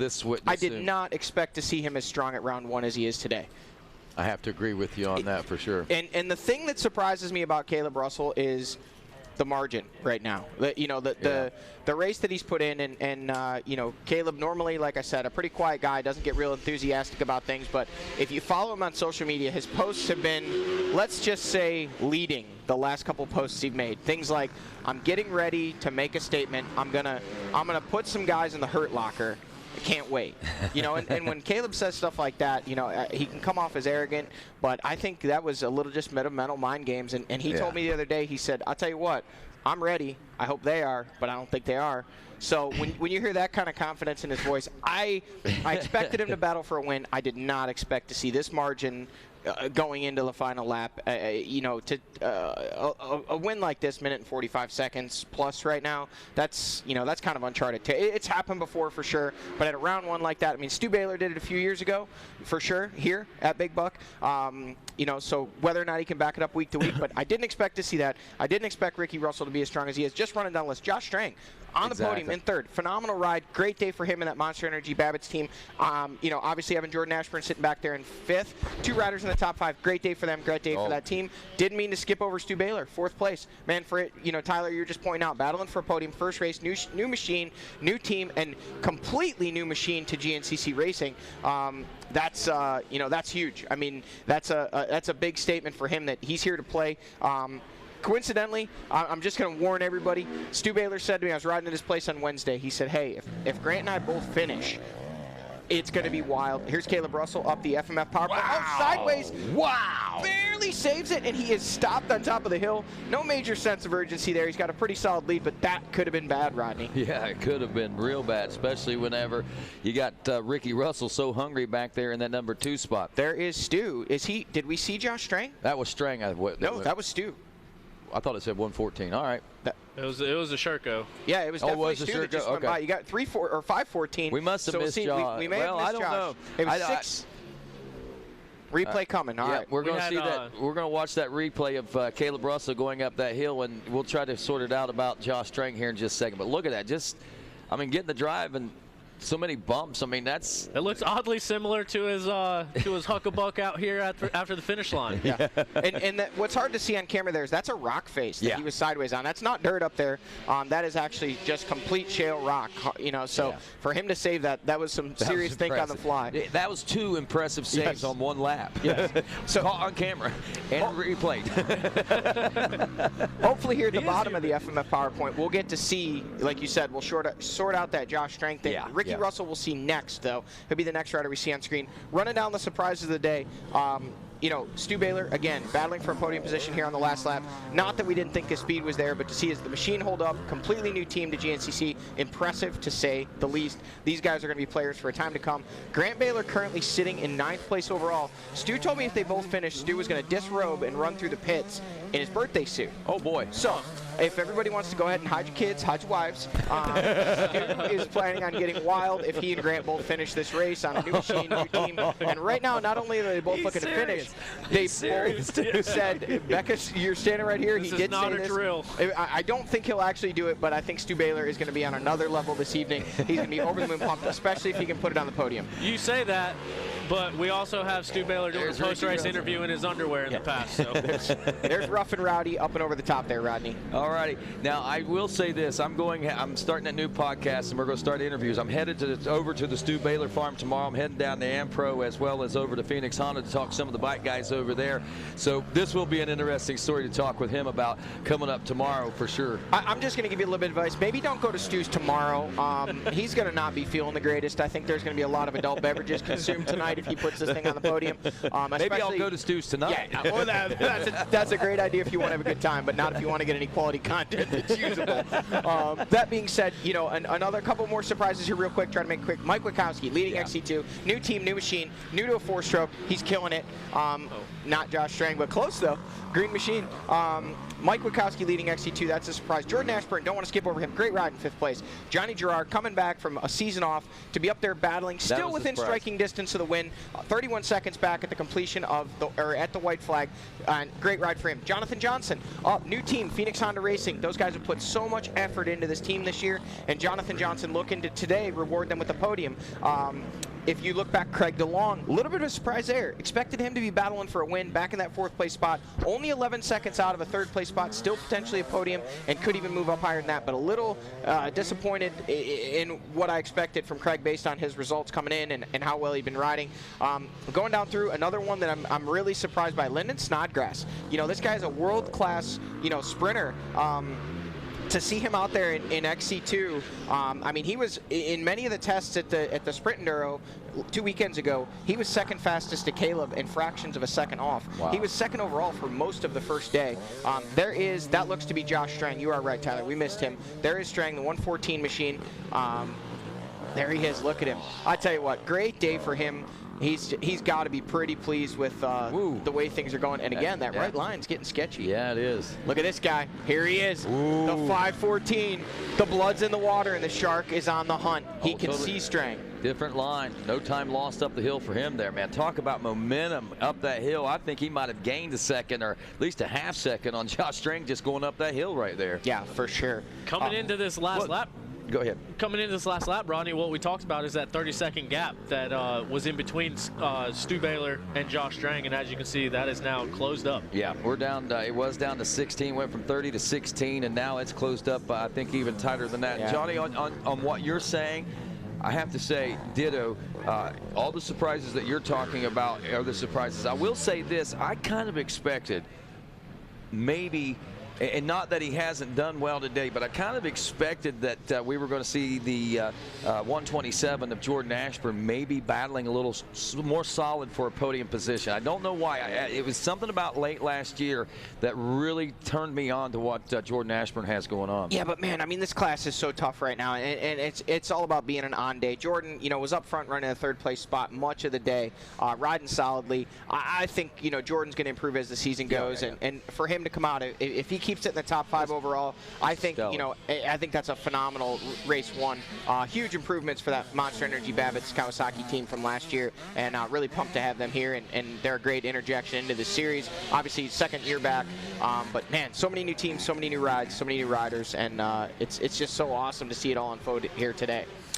You know, one other surprise, like I said, Lyndon Snodgrass, part of that Australian trophy team that actually won the World Trophy a few years ago. This year he was on the junior team that won the Junior World Trophy. I mean, this guy, I'm not going to lie, I expected him to be leading the way in XC2. Really? I really did. It's nothing against, obviously, any of the other guys that are doing so well today. Witkowski, Girard, Johnson, DeLong, all those guys. I knew they were going to be contenders, but I expected Lyndon Snodgrass to be up there leading the way, at the very least early in the race, sprinting away from those guys. Didn't happen today. Not to say that it still may not, but little underwhelmed with his performance here today. I do believe this might be his first actual cross-country race here in the States, though, so it's different. It's a completely different dynamic. Here is Jordan Ashburn, so still in that 5th place spot for the number 127 machine, and a great ride for him today for sure. For sure. And about 14 minutes, a little less than 14 minutes, we should be expecting to see Caleb Russell nearing the finish line, ready to capture checkers for win number 61 in his illustrious career, and of course embarking upon championship number 8 here. There was your XC2 leader, Mike Witkowski, the 282. Here is Grant Baylor. So Baylor now up to Baylor now up to 6th in that XC2 class, or XC1 class, and physically 7th overall. I think he's running 9th on time correction at last check. I got to give Grant Baylor a tip of the hat on that one. He went like he was going to go the right side and then crossed over to the left side of that hill. Lane Michaels had some struggle there. Don't know. He did end up making it, but Lane Michael really struggled on the left side, and he is within striking distance of Grant Baylor there. So he is 7th physically in that XC1 class, and I think 10th overall on corrected time as we're looking at it. We'll see how that plays out with those XC2 guys. That's always a shuffle there at the end of the day to see where those guys fall in. I think actually Lane is now down to an 11th place position. So there has been a few little changes there, but when you look at it, it's not by much right now. So we'll wait and see what stories unfold here and what things unfold as far as this last lap of racing is concerned. Is this one of our XC3 riders here? No, this is a lap rider. But I'll tell you one other thing I'm looking at here. Our screen currently shows Jordan Ashburn 5th overall, Mike Witkowski 6th. Based on the gap when they came by, Mike Witkowski has eaten into that gap Jordan Ashburn had, and he is going to be physically, he's physically 6th and is going to be 5th on corrected time, I do believe. Now here comes those Phoenix Honda boys. There is the 342, and that is Craig DeLong. That's why I've been missing DeLong all day. No wonder. I've been wondering who that was all day. I mean, I knew Craig, but yeah, missed him. So there's DeLong. So it looks like he is now behind right on Johnson. Johnny Gerard was just ahead of them, so that battle still continues. That's 2, 3, and 4 in the XC2 class. And Rodney, nothing worse than that. I mean, good in a way, but you know, one of those 3 guys is going to be off the podium right there. And they're all within sight of each other. They've worked so hard, 180 minutes, pushing it to the limit, and you cross that finish line, one of them is going to be just off the podium. And that's going to be very inspiring for one of them, I think, as well. So, I mean, this right here opened up a pretty nice can of worms as far as the competition. You know, I've been saying it all weekend, a year of change, you know, a new decade, a new era in GNCC. And I think that my point may be starting to be proved right here at the first round. And that's just in the results that we're watching here today. Again, it's just the first round. Lots of crazy things can happen. And this change that I'm talking about is not going to be instant, but I think we're witnessing the beginning of it right now. I agree with you, Rodney. A lot of changes going on, and one other thing to say about Mike Witkowski, you know, I'm going to be honest with you, and this didn't really pop into my mind until just now. You know, Tyler, you can say with your podcasts and, you know, all this stuff, there's a lot of off-season chatter. Everybody's talking who's going to do well, how are they going to adapt to the new bike, and I'm not going to lie to you. Although I think a lot of people were expecting good things out of Mike Witkowski, I don't think he was even on the list of 5 guys that people thought were going to win round 1 in XC2. I really don't think that. I'm going to say now, Mike, I expected a strong performance out of him. Honestly, I'm going to say I did. I expected that. Really? I did. Yeah. That's the one thing on the list of surprises that you were talking about that didn't surprise me. I kind of anticipated that. And, you know, one reason is, especially after talking with him earlier today, Caleb Russell on screen coming through. This is it, folks. He is coming to VP Fuels Pro Row. Get out on the edges. If you caught my post a month or so ago when Caleb announced his pending retirement, I said if you haven't made it out to a GNCC recently, or even if you have, make sure you make it out to this one, at least one this year. As Caleb Russell has announced, he will be done racing GNCC full-time or racing full-time at the end of 2020, and this is what you need to see. This guy is pure grit, pure determination, and he puts it all out there for 2 hours, and you're getting to witness it right here, right now. In the neighborhood of 3 minutes left to go here before the checker flag flies, and win number 61 for Caleb Russell as he makes his way down the VP Fuels Pro Row, watching high above from the Yamaha Racing Skycam. Caleb Russell on his way to write another page of history and set the standard for the 2020 season, as he's going to be the one to beat once again for another championship. So Johnny Gallagher making his way down toward the podium in the finish line region, and he should be ready to capture our winner here in just a few moments. Talk to Caleb Russell, talk to Ricky Russell will be second, and of course Josh Strang, who we anticipate to be the 3rd place position. But again, that one's still up in the air. We got Stu Baylor back there, and we don't know what's going to unfold there. Will Stu be able to bridge the gap, make the pass on Josh Strang? The gap seemed to be a little larger than what I expected it to be from the lap previous, so maybe Stu's lost a little bit of time this time. But regardless, stellar day. It may not be a #1 win in the win column and a W in the win column for Stu Baylor, but for Sharko, this and Stu Baylor and this new program, a huge win as they will finish a solid top 5 today in a 4th place position and a second rider in the top 10 with Grant Baylor back in the 9th place position of the overall, but I think he's like 7th or 8th in the XC1 Pro class. And we see Ricky Russell going through frame right now, still holding down that 2nd place spot. And Rodney, last time we saw the battle between Josh Strang and Stu Baylor for that 3rd place spot was at the hill climb where they were down a lot. But here comes Caleb Russell. There it is, folks. Caleb Russell, fist in the air as he makes his way through the finish line chicane. Just a few more turns, and win 61 belongs to Caleb Russell as he takes the VP Fuels Big Buck GNCC. Wow. Mercy sakes alive, my friends. Look at that. I mean, so calm, so cool. And, you know, Caleb's not usually a celebrator or anything like that, but I think he's feeling it. He wants to feel every moment this year. He wants to soak it in, and why not? And, of course, 2nd and 3rd place positions should be making their way in here in just a few moments. Ricky Russell, Josh Strang, or Stu Baylor. Who's it going to be? We were within 10 seconds, I believe. Yeah, I said it stretched out, but I'm wrong. It was down to 10 seconds. So Stu had actually started closing that gap up on Josh Strang there as we look into the eyes of what appears to be a rider on his 8th national championship. But look at that. What I mean, other than the 2 little miscues that we saw him out there, we think he had his perfect day out there, but he's got his shirt ripped again. So obviously bumping into a tree, catching a branch or something like that out there. That's the way it goes for a GNCCer, man. And a lot of miles out there, 12, 14 miles of racetrack out there today. I mean, there's so many obstacles these riders have got to contend with throughout the course of the day. Here's our first sight of Josh Strang coming through camera as we're panning back, looking for the 5:14 of Stu Baylor in hot pursuit. Nah, don't see it going on just yet. So I think that, or did he go by? I thought that was him that went by. Okay, maybe he did. Maybe he did. I apologize to you. I was looking a little further back, and there was a couple of bikes that I may have missed right there. Now you got me confused. I thought I saw him going on the outside of those 2 lappers there. No, I mean, you very well could have. I need new glasses. I still need new glasses from last year. I said I needed new glasses, and I do. But regardless, we'll know more here in just a few moments. Ricky Russell, though, working it through the checker flag in a 2nd place position.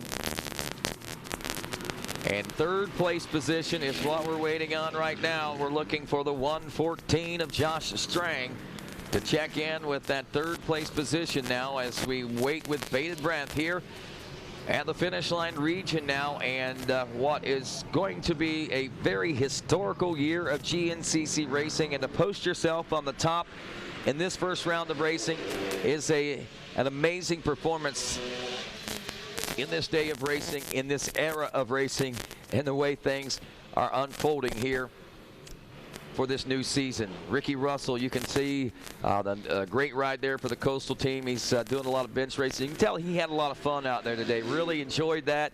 And talking about all the swapping and stuff, I mean, the track really giving these guys quite a few obstacles. We still got, we should be seeing 3rd place come in here pretty soon, I think, right? That's what I'm very interested in seeing, is this battle for 3rd was very close behind. Looking to see who's it going to be, that 1:14 Kawasaki or the 5:14 Sherco machine. This battle is coming down to the wire. Such big implications on the line for this final podium position. Ricky Russell again still celebrating. We're still waiting, and we should be seeing this come through here in just a few moments and get the update on things, as there is the 1:14 of that is the 1:14 of Josh Strang all by himself there now, as Josh Strang will do it on the Babbitt's Online Monster Energy Team Green Kawasaki. He'll take 3rd place here at the opening round. And not far behind, you were right, that was Stu Baylor within 5 seconds there at the finish line. So though it wasn't a podium, though it wasn't a win, it was huge and monumental in the program of Stu Baylor and the folks there at Sherco, just finishing off the podium today to kick off the 2020 Grand National Cross Country Championship, presented by your friends at Specialized E-Turbo Bikes, an AMA National Championship. And of course, look at that. You can see, and that almost looks like a face of disappointment. A face of disappointment where he expected, hoped, and wanted to be maybe even a little further up. Now they're cutting his jersey off, and maybe, oh no, that's not his jersey, that's his Camelback they're cutting off right there. Maybe just a little winded and a taxing day. I have to think this track was brutal for these guys and very challenging. And let's take a break real quick. We'll be back with podium interviews and winner circle interviews in just a moment.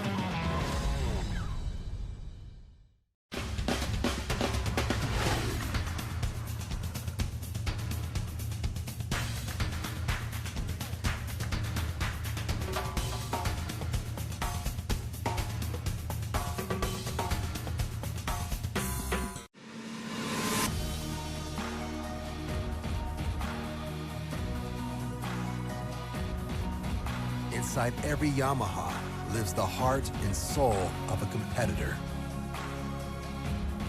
The DNA of a champion. When you ride with us, it revs your heart and becomes a part of you too. This week in Yamaha history. It was the opening round of the 2009 GNCC Series, and everyone came into Florida's River Ranch GNCC hopeful and hungry. Riders like Chris Borch and Adam McGill were still young guns with lots to prove against the seasoned veterans of Brian Cook, Donnie Ackerman, Chris Bithell, William Yoakley, Bill Ballas, Dwayne Johnson, and so many more. Pennsylvania's Chris Borch, who was just beginning to pave his road to greatness, jumped out to the early lead. Soon, the then number 3 of Adam McGill found his way around and into the lead and looked ready to capture a huge opening round win. However, lurking in the shadows, working his way into third place, Yamaha's Taylor Kaiser was in hot pursuit. By race's end, Taylor Kaiser had made the pass and amassed a 1 minute and 13-second lead over the rest of the field. This gave Kaiser his one and only win that season, but setting the stage for many more battles for the top spot in GNCC. And that's this week in Yamaha history. See live here on RacerTV.com. Rodney Tomlin, Tyler Shepardson, Johnny Gallagher down near the winner's circle as he gets set to talk to our overall winners today.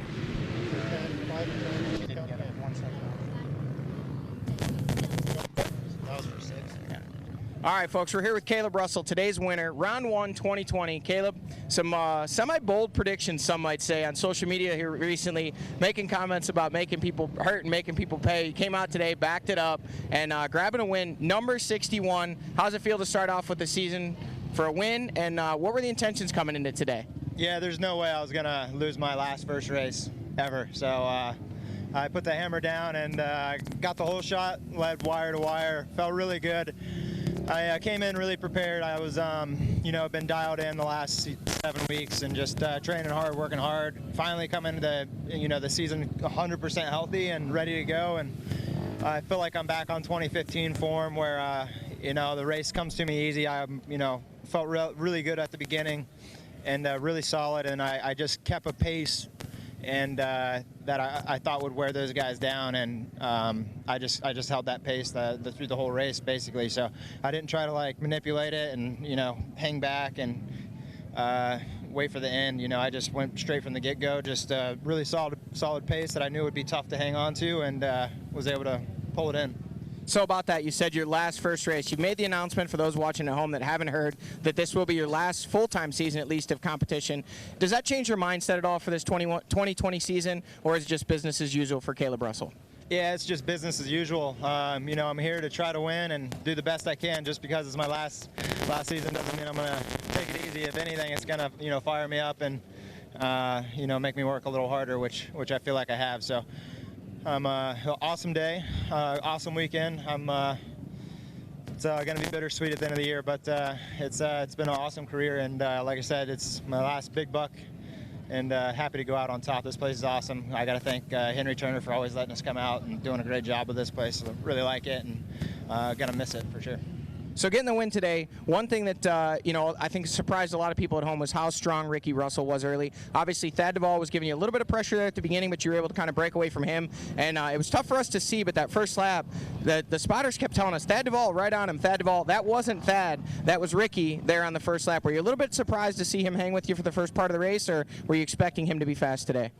Yeah, I was expecting Ricky to be fast. You know, he was fast in last year on the Yamaha, and I knew maybe a little smaller bike, that 350 might suit him a little bit better, and he's kind of coming in as a rider. You know, he's turning around as a rider, so he's definitely, you know, a strong competitor. He works hard, so yeah, I wasn't super surprised. He's been, like I said, he's been, you know, he rides good, so happy to see some new guys up there.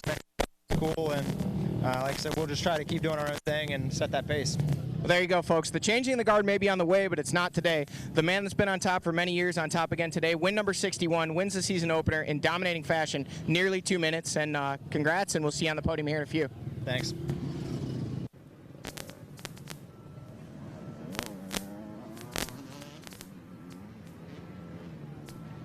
Well, I tell you what, pretty impressive stuff there. Caleb Russell coming in, making that statement, and some of the comments he made there during that interview, pretty stellar. My favorite was, there's no way I was going to lose my last first race, and that obviously, you know, means a lot to him. Let's head on down to the winner's circle for second place. Ricky Russell, phenomenal day for you here. Big Buck season opener 2020, getting the season off started really on the right foot, battling for the win for much of the race with Caleb Russell, coming in a solid second place position. New team, new bike, new you. How about it? Tell us about the day from your perspective. Yeah, no doubt. I got an awesome start. I heard top three. Actually, then I got behind Caleb pretty soon. Thad had a big spill in front of me, unfortunately. I hope he's okay. I heard he might have hurt his knee again. That was no fun. But anyways, just caught back up to Caleb after that, and we were just kind of going and picking smooth lines, and I didn't feel like I was overriding or doing anything crazy, and the bike felt good. I was just able to kind of cruise there, and then I kind of forgot we didn't know our mileage at the top because we haven't raced this bike yet, and we pit early, 2 laps in, and I lost sight of Caleb for a little bit, and I was trying to give a good push to get back to him because I knew he had to pit that lap, and then fortunately I had one lap with 2 big spills within 1 mile, hit my head pretty hard, and I was just like, okay, cool down, man, just ride your own race. You got a good gap on third, and just try to pick off laps and hopefully come in for the podium, and that's what we did. So super stoked. The bike, I had a super stressful day yesterday. We had a couple little minor issues, and team worked their butts off all night, all morning to get the bike ready to go. I think Timmy and Barry for making it happen and making, obviously the bike worked awesome, and able to come away with second. Well, if this is Ricky Russell on the first ride on this new team and this new machine, how much stronger do you feel you can get throughout 2020? I mean, the goal is to keep getting better, and we're only 1 position from being where I want to be. So just we're going to keep pushing, and like I said, this is the first setting of suspension I've had on this bike, and I've been stoked with it. So just jiving with the bike really good, and it showed today. Absolutely. So there you have it, folks. Ricky said he's only just going to keep getting better and better. If second place is the starting point, there's only 1 more spot to go from there. Well, congratulations to Ricky Russell. Stellar ride, like Johnny said, coming in on a new bike, new team and everything. But at the same time, like Caleb Russell said, it was a smaller bike, might fit his style a little bit better, so he wasn't too surprised out there. So, wow, what a day for both those riders, and how about it for this rider? Good to see Josh Strang back on mark, and let's head on down to the winner's circle once again. All right, Josh Strang, 3rd place overall today. coming in, last season, a lot of questions. You had some good races, some not so good races, but the team looks really strong this year. You guys came out swinging. You and Jordan both running in the top 5 there. You guys battling over that 3rd place position. What did it take to get up there, run in that podium spot, and get a good start to the season like this? And basically, how'd the race go in your words today?